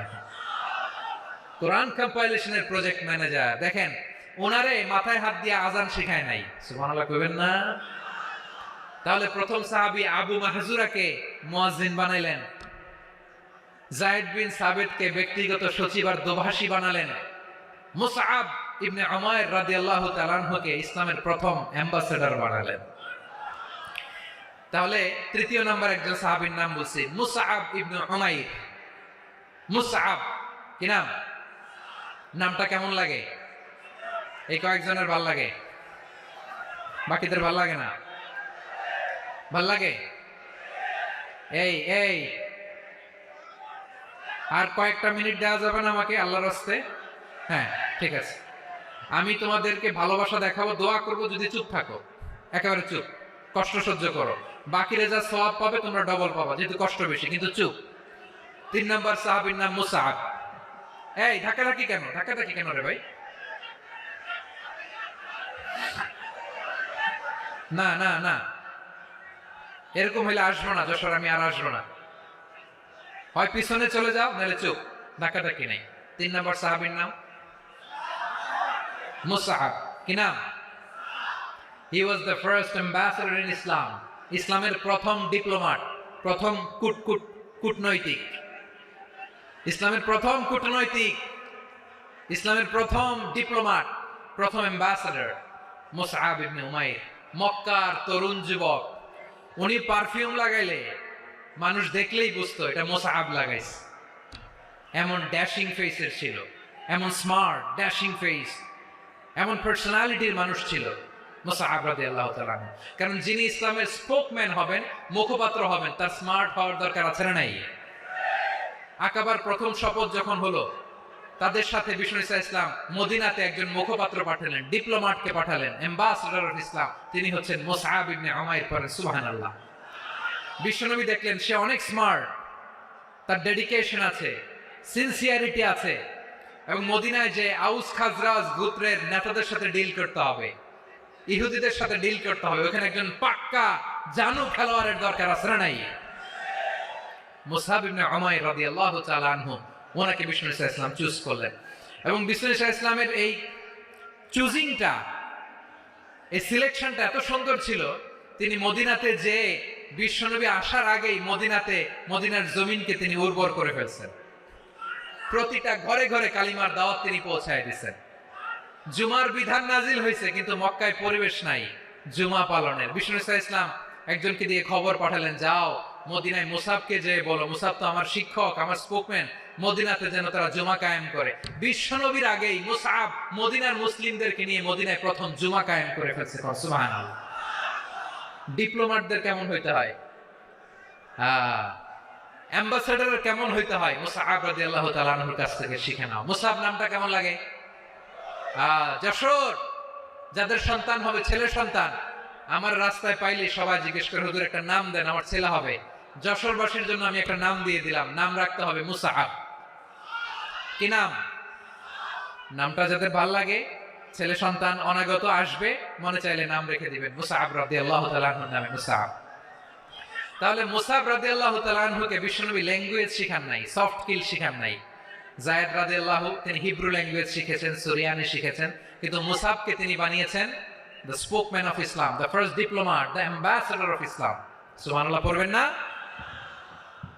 আব্দুল্লাহ ইবনে আব্বাস রাদিয়াল্লাহু তাআলা আনহু, বিশ্বনবীর কাজিন, চাচাতো ভাই। আবার মাইমুনা রাদিয়াল্লাহু তাআলা আনহু, মাইমুনা নবীর স্ত্রী, তিনি ছিলেন আব্দুল্লাহর আপন খালা। তো নবীর বউ যদি ওনার খালা হয়, নবী তার কি? বুঝে নাই, নবী তার কি? খালু। তাহলে সম্পর্ক অনেক গভীর, কাজিন আবার খালু, ছোট্ট মানুষ, তাই রাতে মাঝে মাঝে ঘরে থাকতো। বিশ্বনবী দেখলেন আব্দুল্লাহ যেহেতু আমার ঘরে ঢুকতে পারে, আব্দুল্লাহরে এই উম্মতের বড় শিক্ষাবিদ বানাইতে হবে। কথা বোঝে নাই? আব্দুল্লাহকে কি বানাইতে হবে? শিক্ষাবিদ, এডুকেটর অফ দিস উম্মাহ, এই উম্মাহ শিক্ষাবিদ বানাইতে হবে। তাই আব্দুল্লাহ ইবনে আব্বাসকে বিশ্বনবী হাতে কলমে শিক্ষা দিয়েছেন। আহারে, আর এরপরে যে কি ভাষা আসবে তোমাদের জন্য আমার মুখ থেকে আমি নিজেও জানি না, আমি নিজেও জানি না। 1 ঘন্টা যাব ধাক্কা ধাক্কি মারামারি, তো আসতে বলছে কে তোমাকে? পেছনে চলে যাও, জায়গা না পেলে, পুরো প্রোগ্রামটাই নষ্ট করে দেবে।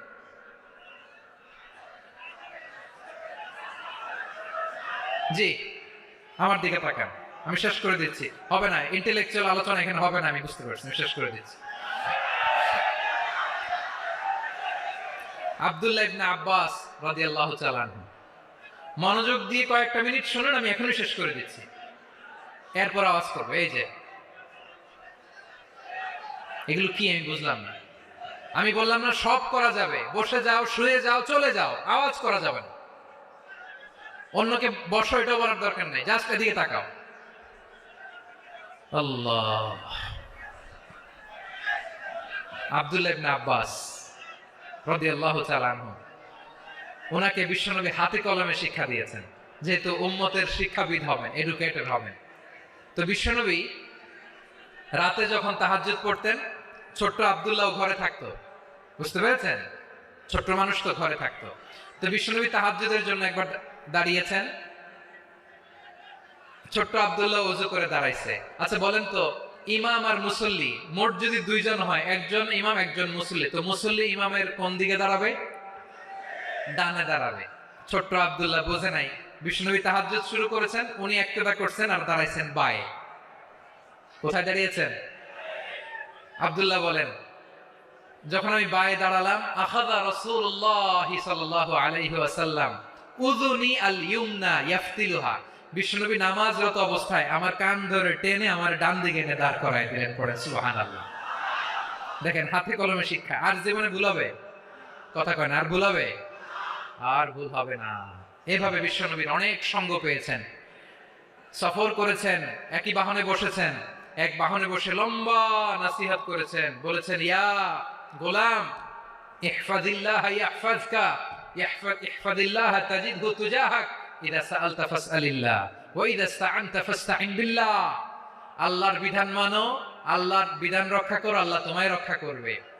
আব্দুল্লাহ, চাইতে হলে আল্লাহর কাছে চাও, সাহায্য চাইতে হলে আল্লাহর কাছে সাহায্য চাও। মনে রেখো, গোটা বিশ্বের সবাই যদি তোমার সাহায্য করতে চায়, ততটুকুই করতে পারবে যতটুকু আল্লাহ তোমার নসিবে লিখেছে। গোটা বিশ্ব যদি তোমার বিরুদ্ধে ষড়যন্ত্রে দাঁড়িয়ে যায়, ক্ষতি ততটুকু করতে পারবে যতটুকু তোমার জন্য বরাদ্দ আছে। এর বাইরে কিছু করতে পারবে না। আওয়াজ করে বলেন ঠিক কিনা? এভাবে হাতে কলমে শিখিয়েছেন, বিশ্বনবী সঙ্গ পেয়েছেন। ওনাকে বিষ্ণু ইসলাম শিক্ষাবিদ, এডুকেটেড অফ দিস উম্মাহ হিসেবে সিলেক্ট করেছেন, হাতে কলমে শিখিয়েছেন। বিশ্বনবী একবার প্রকৃতির ডাকে সাড়া দিয়ে এসেছেন। এখন কি করতে হবে? নামাজের জন্য ওযু করতে হবে। বিশ্বনবী এসেই দেখেন ওযুর বদনায় পানি ভরা, খুশি হয়ে গেলেন, বললেন, কে রেখেছে পানি? একজন বলল, আব্দুল্লাহ রেখেছে। বিশ্বনবী অত্যন্ত খুশি হলেন, খুশি হয়ে একটা দোয়া করলেন, বললেন, আল্লাহুম্মা ফাক্কিহু ফিদ-দীন ওয়া আল্লিমহু তা'ওয়ীল। আল্লাহ, তুমি আব্দুল্লাহকে দ্বীনের বুঝ দিও আর কোরআনের তাফসীর শিক্ষা দিও। বিশ্বনবীর এই দোয়া এমন লাগছে, উনি রাইসুল মুফাসসিরিন, এই পৃথিবীতে যত মুফাসসির ছিল, যত মুফাসসির আসবে, সকল মুফাসসিরের সম্রাট হিসেবে স্বীকৃত হয়েছেন আব্দুল্লাহ ইবনে আব্বাস। বিশ্বনবী ওনারে আযান শিখান নাই, বিশ্বনবী ওনারে ল্যাঙ্গুয়েজ শিখান নাই, বিশ্বনবী ওনারে অ্যাম্বাসাডর বানান নাই, হাতে কলমে শিক্ষা দিয়েছেন। ছোট্ট মানুষ, বিশ্বনবী ইন্তেকাল করলেন, আবু বকরের সময় গেল, ওমরে ফারুকের খেলাফত, তখনও তিনি তরুণ। ওমরে ফারুক রাদিয়াল্লাহু তাআলা আনহু ওনার ক্যাবিনেট মিনিস্ট্রির বৈঠকে এই আব্দুল্লাহ ইবনে আব্বাসকে পাশ দিয়ে বসায় রাখতেন। বয়স্ক সাহাবারা এটা পছন্দ করতো না, তারা বলতো, ঘটনা কি? আব্দুল্লাহর মতো ছেলে নাতি আমাদের আছে, এরা কেন রাখে ওমরে ফারুক? ওমরে ফারুক এটা টের পেলেন, তিনি বুঝতে পারলেন যে ক্যাবিনেট মেম্বাররা এটা পছন্দ করে না, ছোট্ট আব্দুল্লাহরে কেন রাখি, কেন যে রাখি, এটা একদিন বুঝাবো। একদিন মিটিং এ তিনি সবাইকে বললেন, ইদা জাআ নাসরুল্লাহি ওয়াল ফাতহ। এই আয়াত দ্বারা উদ্দেশ্য কি বলেন তো মুরব্বী সাহাবীরা? এক সাহাবী বলেন, এই সূরা দ্বারা উদ্দেশ্য, আল্লাহ বলেছেন আমাদেরকে বিভিন্ন ল্যান্ড, বিভিন্ন এলাকা বিজয় করতে হবে। ওমরে ফারুক বললেন, না, হয়নি। আরেকজন বললেন, বিজয় হওয়ার পর আমাদের বেশি বেশি আল্লাহর বরত্বের ঘোষণা দিতে হবে, এটা উদ্দেশ্য। ওমরে ফারুক বললেন, না, হয় নাই। যারা জিজ্ঞেস করেন কেউ পারে না। সব শেষে বিশ্বনবী ছোট্ট আব্দুল্লাহরে বলেন, আব্দুল্লাহ, ইদা জাআ নাসরুল্লাহি ওয়াল ফাতহ, এর দ্বারা উদ্দেশ্য কি বলো তো? ছোট্ট আব্দুল্লাহ বলেন, হুয়া আজালু রাসূলিল্লাহ। এই আয়াত দ্বারা বিশ্বনবীর বিদায়কে উদ্দেশ্য নেওয়া হয়েছে। ওমরে ফারুক বলেন, হাযা হুয়া, এটাই তো সঠিক উত্তর, এটাই সঠিক তাফসীর এই আয়াতের। কারণ ইদা জাআ নাসরুল্লাহি ওয়াল ফাতহ, যখন আল্লাহর সাহায্য আর বিজয় আসবে, ওয়া রাআইতান নাসা ইয়াদখুলুনা ফি দীনিল্লাহি আফওয়াজা, আপনি দেখবেন দলে দলে, ঢলে ঢলে, বানের পানির মতো মানুষ ইসলামের দিকে ঢুকতেছে, ইসলামের বিজয় হয়েছে। তো ইসলামের বিজয়ের মিশন নিয়ে নবী আসছে, বিজয়ী যখন হয়ে গেছে, এখন তো নবীর বিদায় হবে। জোরে বলেন ঠিক কিনা? কোন সাহাবী এই সূক্ষ্ম কথাটা ধরতে পারে নাই, ওই আব্দুল্লাহ ছাড়া। আব্দুল্লাহ যখন উত্তর দিছে, সব সাহাবীদের টনক নড়েছে। এরপর থেকে কোনো ক্যাবিনেট মিটিং এ আর কোনো সাহাবারা কোনো প্রশ্ন করে নাই, আওয়াজ করে পড়েন সুবহানাল্লাহ। বিশ্বনবী আব্দুল্লাহ ইবনে আব্বাসকে দ্য এডুকেটর অফ দ্য উম্মাহ, উম্মার শিক্ষাবিদ হিসেবে গ্রহণ করেছেন। আওয়াজ করে পড়তে হবে আল্লাহু আকবার। সাহাবীদের নামগুলো মনে থাকবে? এক নম্বরে আবু মাহজুরা, মুয়াজ্জিন বানাইছেন। যায়েদ ইবনে সাবিত, দোভাষী, ট্রান্সলেটর অফ প্রফেট, এবং তিনি ছিলেন বিশ্বনবীর ব্যক্তিগত সচিব। Musab ibn Umair, the first ambassador and diplomat of Islam. Abdullah ibn Abbas, এই উম্মার সবচেয়ে বড় এডুকেটর, শিক্ষাবিদ। আরেকজন ছিল আব্দুল্লাহ ইবনে মাসউদ রাদিয়াল্লাহু তাআলা। দুই আব্দুল্লাহ, আব্বাস গেল, আরেকজন হচ্ছে মাসউদ। মক্কার তরুণ, ছাগল পালতো মুশরিকের বিশ্বনবী আর আবু বকর রাদিয়াল্লাহু তাআলা আনহু একবার গেলেন, যে দেখে এই তরুণ দাঁড়ায় আছে। বিশ্বনবী বলেন, আমি খুব ক্ষুধার্ত, তোমার কাছে কি দুধ আছে ছাগলের? আব্দুল্লাহ ইবনে মাসউদ বলে, আছে। ওয়ালাকিন আনা মুতামান, কিন্তু যে দুধ আছে এটা আমানতের, আমি দিতে পারবো না। বিশ্বনবী এইটা শুনে তারে টার্গেট করে ফেলছে। আনা মুতামান, দুধ আছে কিন্তু এটা আমার মালিকের, আমি তো দরদ দেখায় আমার মালিকের দুধ আপনি পথিক, আপনারা দিতে পারি না। বিশ্বনবী টার্গেট করে ফেলছেন, এরে আমার কাজে লাগাইতে হবে। বিশ্বনবী বলেন, আচ্ছা ঠিক আছে, দুধ দিও না, কিন্তু এমন ছাগি আছে কিনা যেই ছাগির সাথে কোনো ছাগলের মিলন হয় নাই, তার ওলানে দুধও আসে নাই, বাচ্চাও নাই, এরকম ছাগির থেকে যদি আমি দুধ খাই তাহলে তো সমস্যা নাই। বলতেছে, এরকম ছাগির থেকে দুধ খাইলে সমস্যা নাই, কারণ এরকম ছাগির ওলান থেকে দুধ আসবেও না। বলতেছে, ঠিক আছে, এরকম একটা ছাগি নিয়ে আসা হলো। বিশ্বনবী বিসমিল্লাহ বলে ওই ছাগির ওলানে হাত দিলেন। হাত দিতে দেরি, পুরো ওলানটা দুধে ভরে যেতে দেরি হয় না। বিশ্বনবী আর আবু বকর রাদিয়াল্লাহু তাআলা আনহু দহন করে পেট ভরে খেলেন। এই দৃশ্য আব্দুল্লাহ ইবনে মাসউদের হৃদয়ে দাগ কাটলো। এই মুজিজা দেখে তিনি বললেন, আশহাদু আল্লা ইলাহা ইল্লাল্লাহ ওয়া আশহাদু আন্না মুহাম্মাদুর রাসূলুল্লাহ। তিনি ষষ্ঠ মুসলিম ছিলেন, 6 নম্বর মুসলমান। ওনাকে টার্গেট করে বিশ্বনবী দেখলেন এমন ইন্টেলেকচুয়াল ব্রেন, উনি সূক্ষ্ম সূক্ষ্ম জিনিস বুঝে বেশি, ফিকহি জ্ঞান ওনার মধ্যে বেশি। বিশ্বনবী ওনাকে কোরআনের জ্ঞান শিক্ষা দিতে লাগলেন। উনি বিশ্বনবী সবার কাছে কোরআন শোনায়, কিন্তু বিশ্বনবী নিজে আব্দুল্লাহ ইবনে মাসউদের কাছ থেকে কোরআন শুনতো। বিশ্বনবী একবার বললেন, ইকরা আলাইয়া ইয়া মাসউদ।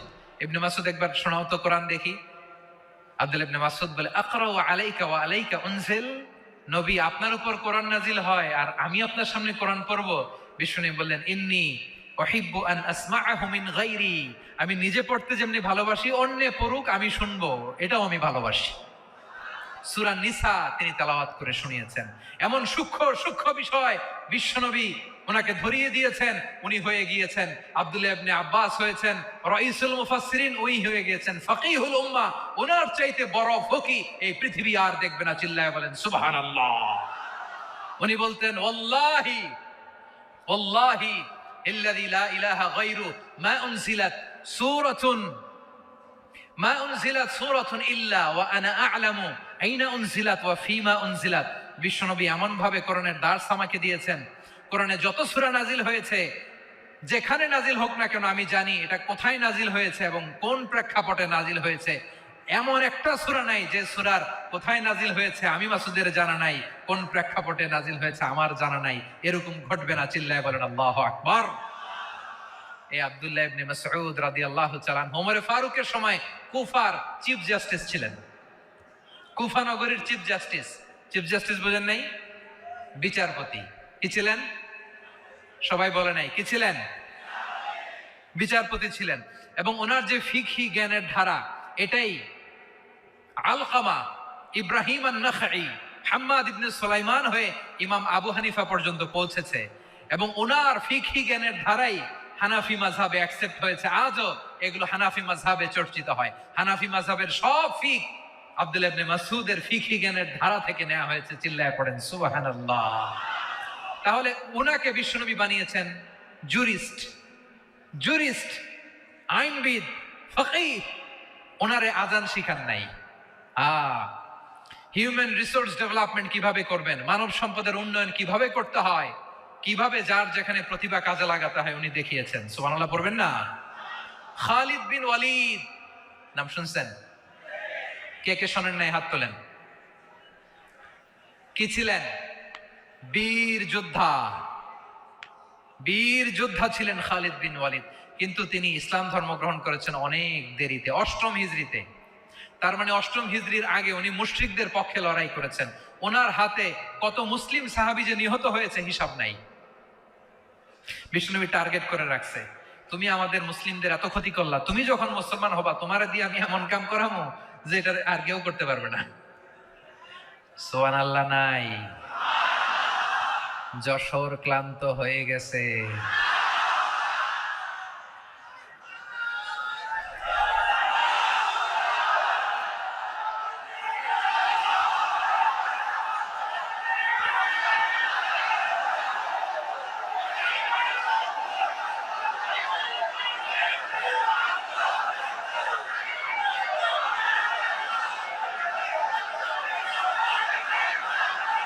মাশাআল্লাহ, বসুন বসুন বসুন।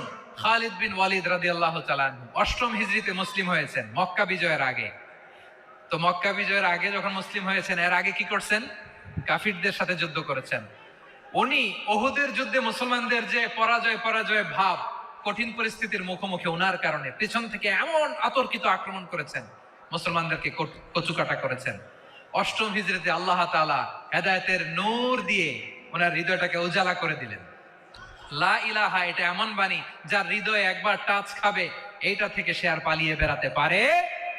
ঝিনুকের ভেতর লুকিয়ে থাকে যেমন মতি, ঝিনুকের ভেতর লুকিয়ে থাকে যেমন মতি, কলমা শাহাদাতে আছে আল্লাহর জ্যোতি, কলমা শাহাদাতে আছে আল্লাহর জ্যোতি। ঠিক কিনা বলেন? মক্কা বিজয়ের আগে মুসলিম হলেন, হওয়ার পরেই বিশ্বনবীর টার্গেট ফুলফিল হলো। ওই যে টার্গেট করে রেখেছেন আর দোয়া করেছেন, খালিদ বিন ওয়ালিদ যদি মুসলিম হয় তাকে আমি মিলিটারি চিফ বানাবো। ওনাকে আজান শিখান নাই, ওনারে কান ধরে নামাজের এই মাথা থেকে ওই মাথা আনেন নাই, ফিকহি কোরআনের সূক্ষ্ম তাফসীর ওনারে শিখান নাই, অ্যাম্বাসেডর বানান নাই। বিষ্ণু ইসলাম ওনাকে সামরিক অভিযানে প্রেরণ করেছেন। সামরিক অভিযানে তিনি প্রেরণ করেছেন। ওনার জীবদ্দশায় ওনার নেতৃত্বে যতগুলো যুদ্ধ হয়েছে, একটা যুদ্ধেও তিনি পরাজয় বরণ করেন নাই। ওমরে ফারুকের সময়কালে তিনি চিফ অফ মুসলিম মিলিটারি, মানে মুসলিম সেনাপতি হয়েছেন। যশোর, আওয়াজ করো, ঠিক কিনা বলো? সেনাপতি, মুসলিম সেনাপতি। তাহলে কিভাবে হিউম্যান রিসোর্স ব্যবহার করতে হয় গোটা বিশ্ব আমার নবীর কাছ থেকে শিখে নাও। খালিদ বিন ওয়ালিদ, ওনাকে বিশ্বনবী একটা উপাধি দিয়েছেন। উপাধিটা হচ্ছে সাইফুল্লাহিল মাসলুল, আল্লাহর নাঙ্গা তরবারি, আল্লাহর খোলা তরবারি, দ্য ওপেন সোর্ড অফ আল্লাহ। খালিদ বিন ওয়ালিদ মুসলিম সেনাপতি। হাসান বিন সাবেত, নাম শুনছেন? দেখি উনি কি ছিল বলেন? রাসূলের সভা কবি, কালচারাল হিজিমনিকে ডিফিট করার জন্য। উনি ভালো অস্ত্র চালানো জানতেন না, ওই কাজে উনি যেতেন না। ওনার ছিল কাব্য প্রতিভা। কাব্য প্রতিভা, কাফিররা কবিতা দিয়ে নবীকে গালি দিত। বিশ্বনবী বলতেন, ইয়া হাসান আজিব আন রাসূলিল্লাহ, তুমি নবীর হয়ে কাফেরদের এই কথাগুলোর জবাব দাও। বিশ্বনবীর একটা মিম্বার ছিল, বিশ্বনবীর মিম্বারের পাশাপাশি মসজিদে নববীতে এই হাসান বিন সাবেতের জন্য বিশ্বনবী একটা স্পেশাল মিম্বার বানিয়ে দিয়েছেন। এখান থেকে তুমি জবাব দাও। এবং বিশ্বনবী বলেছেন, আল্লাহুম্মা আইয়িদহু বিরূহিল কুদুস। আল্লাহ, হাসান আমার পক্ষে জবাব দেয়, তুমি জিব্রাইল মারফত তাকে সাহায্য পাঠাইয়া দিও। রাসূল সাল্লাল্লাহু আলাইহি ওয়াসাল্লামের সভা কবি, the poet of the prophet, নবীর কবি। উনি কবিতা দিয়ে, এমন উচ্চাঙ্গের ভাষায় কবিতা দিয়ে তিনি জবাব দিতেন, কাফিরদের গা শিহরে যেত, তাদের হৃদয়ে আগুন ধরে যেত। তাহলে এরকম কবিরও দরকার আছে না নাই? এখন যাকে আল্লাহ দিছে কাব্য প্রতিভা, এরা যদি আপনি যুদ্ধের ময়দানে পাঠান হবে? যারে দিছে সুরেলা গলা, এরা যদি অ্যাম্বাসেডর বানান হবে না। হাসান বিন সাবেত ছিলেন বিষ্ণু ইসলামের কবি। হুযায়ফা ইবনুল ইয়ামান বিশ্বনবীর গোয়েন্দা বিভাগের প্রধান। কিসের প্রধান? হুযায়ফা ইবনুল ইয়ামান, ওনার ছিল ডিটেকটিভ মাইন্ড। ডিটেকটিভ মাইন্ড, গোয়েন্দা বিভাগের প্রধান। এবং উনি হচ্ছেন সাহিবু সিররি রাসূলিল্লাহ, রাসূল সাল্লাল্লাহু আলাইহি ওয়াসাল্লামের গোপন তথ্যের ধারক বাহক। নবীর যেই কথা কেউ জানে না, সব হুযায়ফার পেটের ভিতরে ছিল। সুবহানাল্লাহ পড়েন। মদিনার যত ইহুদি, ইহুদিদের একটা লিস্ট ছিল, এই লিস্ট শুধু দুইজন জানতো, বিশ্বনবী আর হুজাইফা। সুবহানাল্লাহ পড়বেন না? তাহলে ওনাকে কোন দায়িত্ব দিছে? কোন বিভাগ? যশোর। আওয়াজ করো, কোন বিভাগ? গোয়েন্দা বিভাগের হেড ছিল। খন্দকের যুদ্ধে প্রচন্ড আজকের মতো শৈত্য প্রবাহ, মাটি খনন করতে করতে সাহাবীদের পেটে ক্ষুধা নাই, দাঁড়াইতে পারে না নামাজের জন্য, এত ক্লান্ত, ক্ষুধা, ক্লান্ত, শ্রান্ত। বিশ্বনবী বললেন, কে আছো? এই কঠিন শীত, এই ভয় আর ক্ষুধার মধ্যেও খন্দকের পরীক্ষার টপকে শত্রু শিবিরে যে আমাকে তথ্য দিবা, কে আছো? কারো গায়ে শক্তিই নাই যে দাঁড়াবে, কেউ দাঁড়ায় না।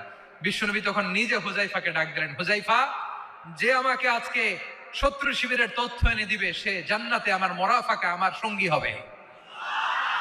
হুজাইফা রাদিয়াল্লাহু ইবনুল ইয়ামান জীবনের ঝুঁকি নিয়ে এই ক্ষুধা, শৈত্য প্রবাহ, কোল্ড ওয়েভস কে উপেক্ষা করে পরীক্ষা টপকে শত্রু শিবিরে যে সবার কথাগুলো চুপে চুপে শুনে বিশ্বনবীর দরবারে এসে গোয়েন্দাদের মতো তথ্য সরবরাহ করেছেন। বিশ্বনবীর গোয়েন্দা বিভাগের প্রধান হুজাইফা ইবনুল ইয়ামান ইন্টেলিজেন্স বিভাগ চালাতেন। মুনাফিকদের নাম ওনার কাছে ছিল।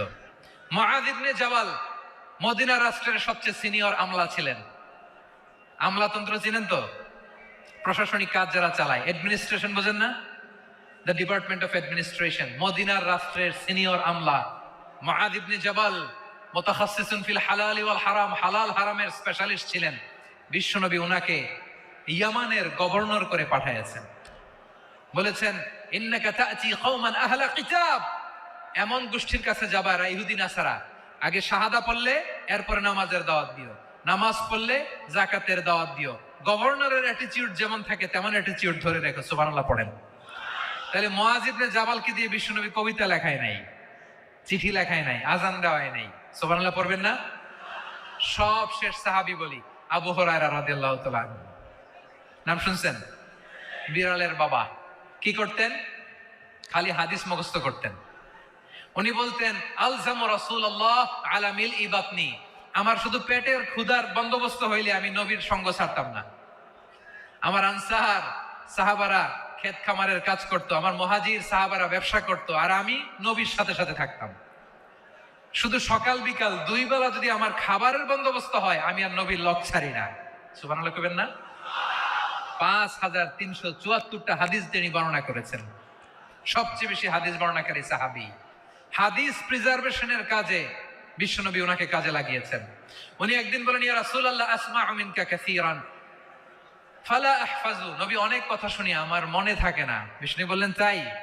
উবসুত রিদাক, তোমার চাদরটা বিছাও। আবু হুরায়রা বিছালেন, বিশ্বনবী হাত বুলায় দিলেন, এরপরে অনেক হাদিস বর্ণনা করলেন। আবু হুরায়রা বলে, তারপর থেকে বিশ্বনবী যাই বর্ণনা করে আমি শুনি আর একটাও বলি না। এখন সুবহানাল্লাহ। বিশ্বনবী ওনাকে হাদিস প্রিজার্ভেশন, নবীর এই যে লক্ষ্য হাদিস প্রিজার্ভেশনের এই দায়িত্ব দিয়েছেন সাইয়েদনা আবু হুরায়রা রাদিয়াল্লাহু তাআলা আনহুকে। প্রিয় ভাইরা, তাহলে 10 জন সাহাবীর কথা যে বললাম, আপনারা কি খেয়াল করেছেন কত বড় ট্যালেন্ট হান্টার, চৌকস ট্যালেন্ট হান্টার ছিল আমার নবী। এক একজনের এক এক ট্যালেন্ট, এক এক কাজে অ্যাসাইন করেছেন, এক একজনকে এক এক দায়িত্ব দিয়েছেন, এক একজনের প্রতিভাকে এক একভাবে বিকশিত হওয়ার সুযোগ দিয়েছেন। আওয়াজ করে বলেন ঠিক কি না?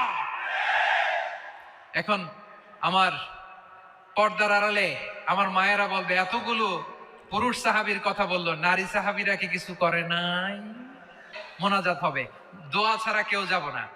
রুফাইদা আল আসলামিয়া রাদিয়াল্লাহু তাআলা আনহা, ওনার বাবার নাম সাআদ আল আসলামি। বিশ্বনবী কি খেয়াল করলেন দেখেন, সাআদ ছিল মদিনার বড় ডাক্তার। এই নারী সাহাবী রুফাইদা বাবার কাছ থেকে চিকিৎসা বিদ্যা শিখেছেন। যখন শিখছে বিশ্বনবী দেখলেন, আমার তো প্রতি সপ্তাহে সপ্তাহে যুদ্ধে আহত সাহাবীদের সেবা দিবে কে? বিশ্বনবী রুফাইদাকে বললেন, রুফাইদা তুমি মসজিদে নববীর পাশে একটা মেডিকেল ক্যাম্প করো। এই যে সাকিনা আদ্দিন মেডিকেলের আমার ছাত্রী বন্ধুরা শুনে রাখো, তোমাদের আইকন হচ্ছে রুফাইদা আল আসলামিয়া। বিশ্বনবীর ডিরেকশন অনুযায়ী তিনি মসজিদে নববীর পাশে একটা মেডিকেল ক্যাম্প করলেন এবং আহত সাহাবাদের চিকিৎসা উনি ওনার টিম নিয়ে দিতেন। বিশ্বনবীর পরামর্শে উনি আনসারি এবং মুহাজির মহিলা সাহাবীদেরকে নিয়ে একটা স্পেশাল মেডিকেল টিম গঠন করলেন। খায়বার যুদ্ধে 7ম হিজরিতে যখন বিশ্বনবী যায়, উনি ওনার টিম নিয়ে আসলেন, বললেন ইয়া রাসূলুল্লাহ, আমরা তো তলোয়ার চালাতে পারি না, আমরা তো তীর মারতে পারি না, আপনি যদি অনুমতি দেন খায়বার অভিযানে আমি আমার টিম নিয়ে মেডিকেল টিমের সেবাটা সার্ভিসটা দিতে চাই। পড়েন সুবহানাল্লাহ। বিশ্বনবী অনুমতি দিলেন, যোদ্ধা সাহাবীদের সাথে রুফাইদা আল আসলামিয়া উনিও মেডিকেল টিম নিয়ে অগ্রসর হলেন। খায়বারের প্রতিটা আহত ইনজুর্ড সাহাবী যারা ইনজুরি শিকার হয়েছেন সবাই রুফাইদা আল আসলামিয়ার মেডিকেল ক্যাম্প থেকে চিকিৎসা সহায়তা পেয়েছেন। সুবহানাল্লাহ পড়েন।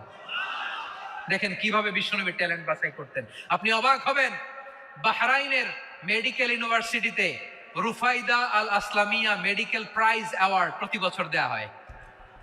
যদি 8 দিনের এই মেডিকেল আমার বোনেরা যদি জেনে থাকো জানো, না হলে নতুন করে জানো, সার্চ দিও রুফাইদা আল আসলামিয়া মেডিকেল অ্যাওয়ার্ড বাহরাইনের ইউনিভার্সিটিতে দেওয়া হয়। প্রিয় ভাইয়েরা, তাহলে আলোচনার সামারি আমরা করি। বিশ্বনবী যার যেখানে ট্যালেন্ট তাকে ওইখানে কাজে লাগাতেন। আওয়াজ করে বলেন ঠিক কিনা? এবার একটা ইন্টারভিউ হবে, আওয়াজ করে বলেন আবু মাহজুরাকে বিশ্বনবী কি বানাইছেন? হ্যাঁ, বলে গেছেন? সামনের চুলে হাত দিয়ে বিশ্বনবী কি সুন্দর গলায় আজান শিখালেন। মুয়াজ্জিন। যায়েদ বিন সাবিতকে একাডেমিক প্রজেক্টের দায়িত্ব দিয়েছেন, তিনি ছিলেন বিশ্বনবীর দোভাষী ব্যক্তিগত সচিব। Musab ibn Umair, the first ambassador of Islam. Abdullah ibn Abbas, উম্মার বড় শিক্ষাবিদ মুফাসসির। আব্দুল্লাহ ইবনে মাসউদ,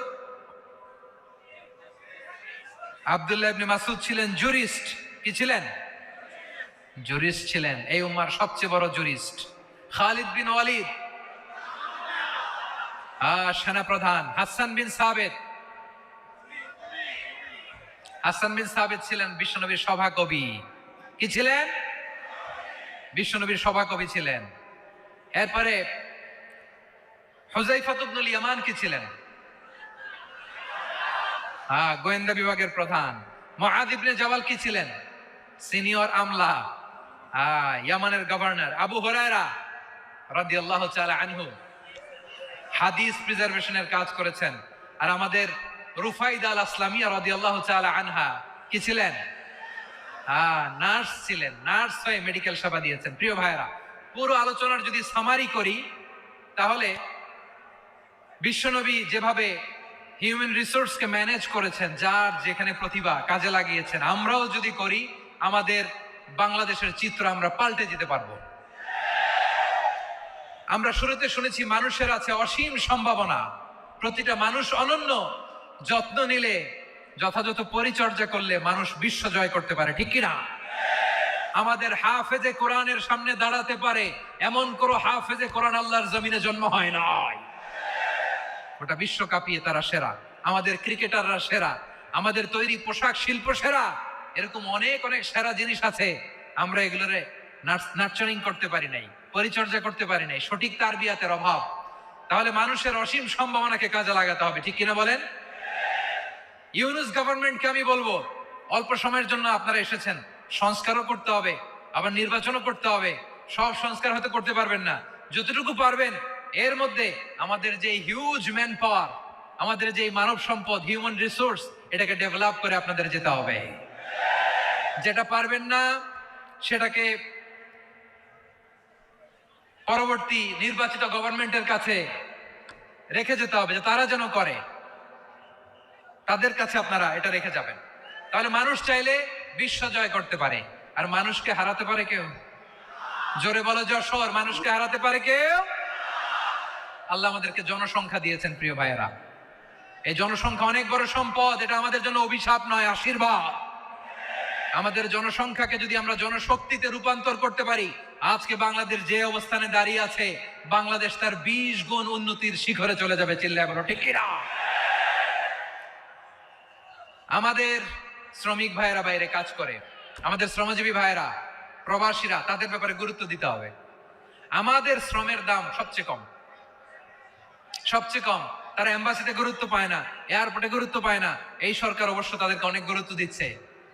আমাদের অদক্ষ শ্রমিককে যখন আমরা দুবাই পাঠাই অল্প বেতন পায়, কিন্তু ইন্ডিয়ানরা দক্ষ শ্রমিক পাঠাইলে তার 3 গুণ বেতন পায়। আমরা আমাদের শ্রমিকদেরকে অদক্ষ ভাবে আর পাঠাতে চাই না, দক্ষ শ্রমিক পাঠিয়ে আমরা রেমিটেন্সের বন্যা বইয়ে দেব। আমাদের শ্রমিকদের পাঠানো রেমিটেন্সের টাকায় সচল থাকে আমার দেশের অর্থনীতির চাকা। তাদেরকে সবচেয়ে গুরুত্ব দিতে হবে।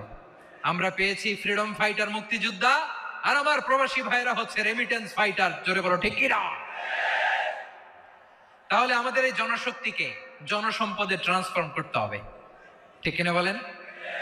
সরকার জনগণকে এভাবে পলিশ করতে হবে।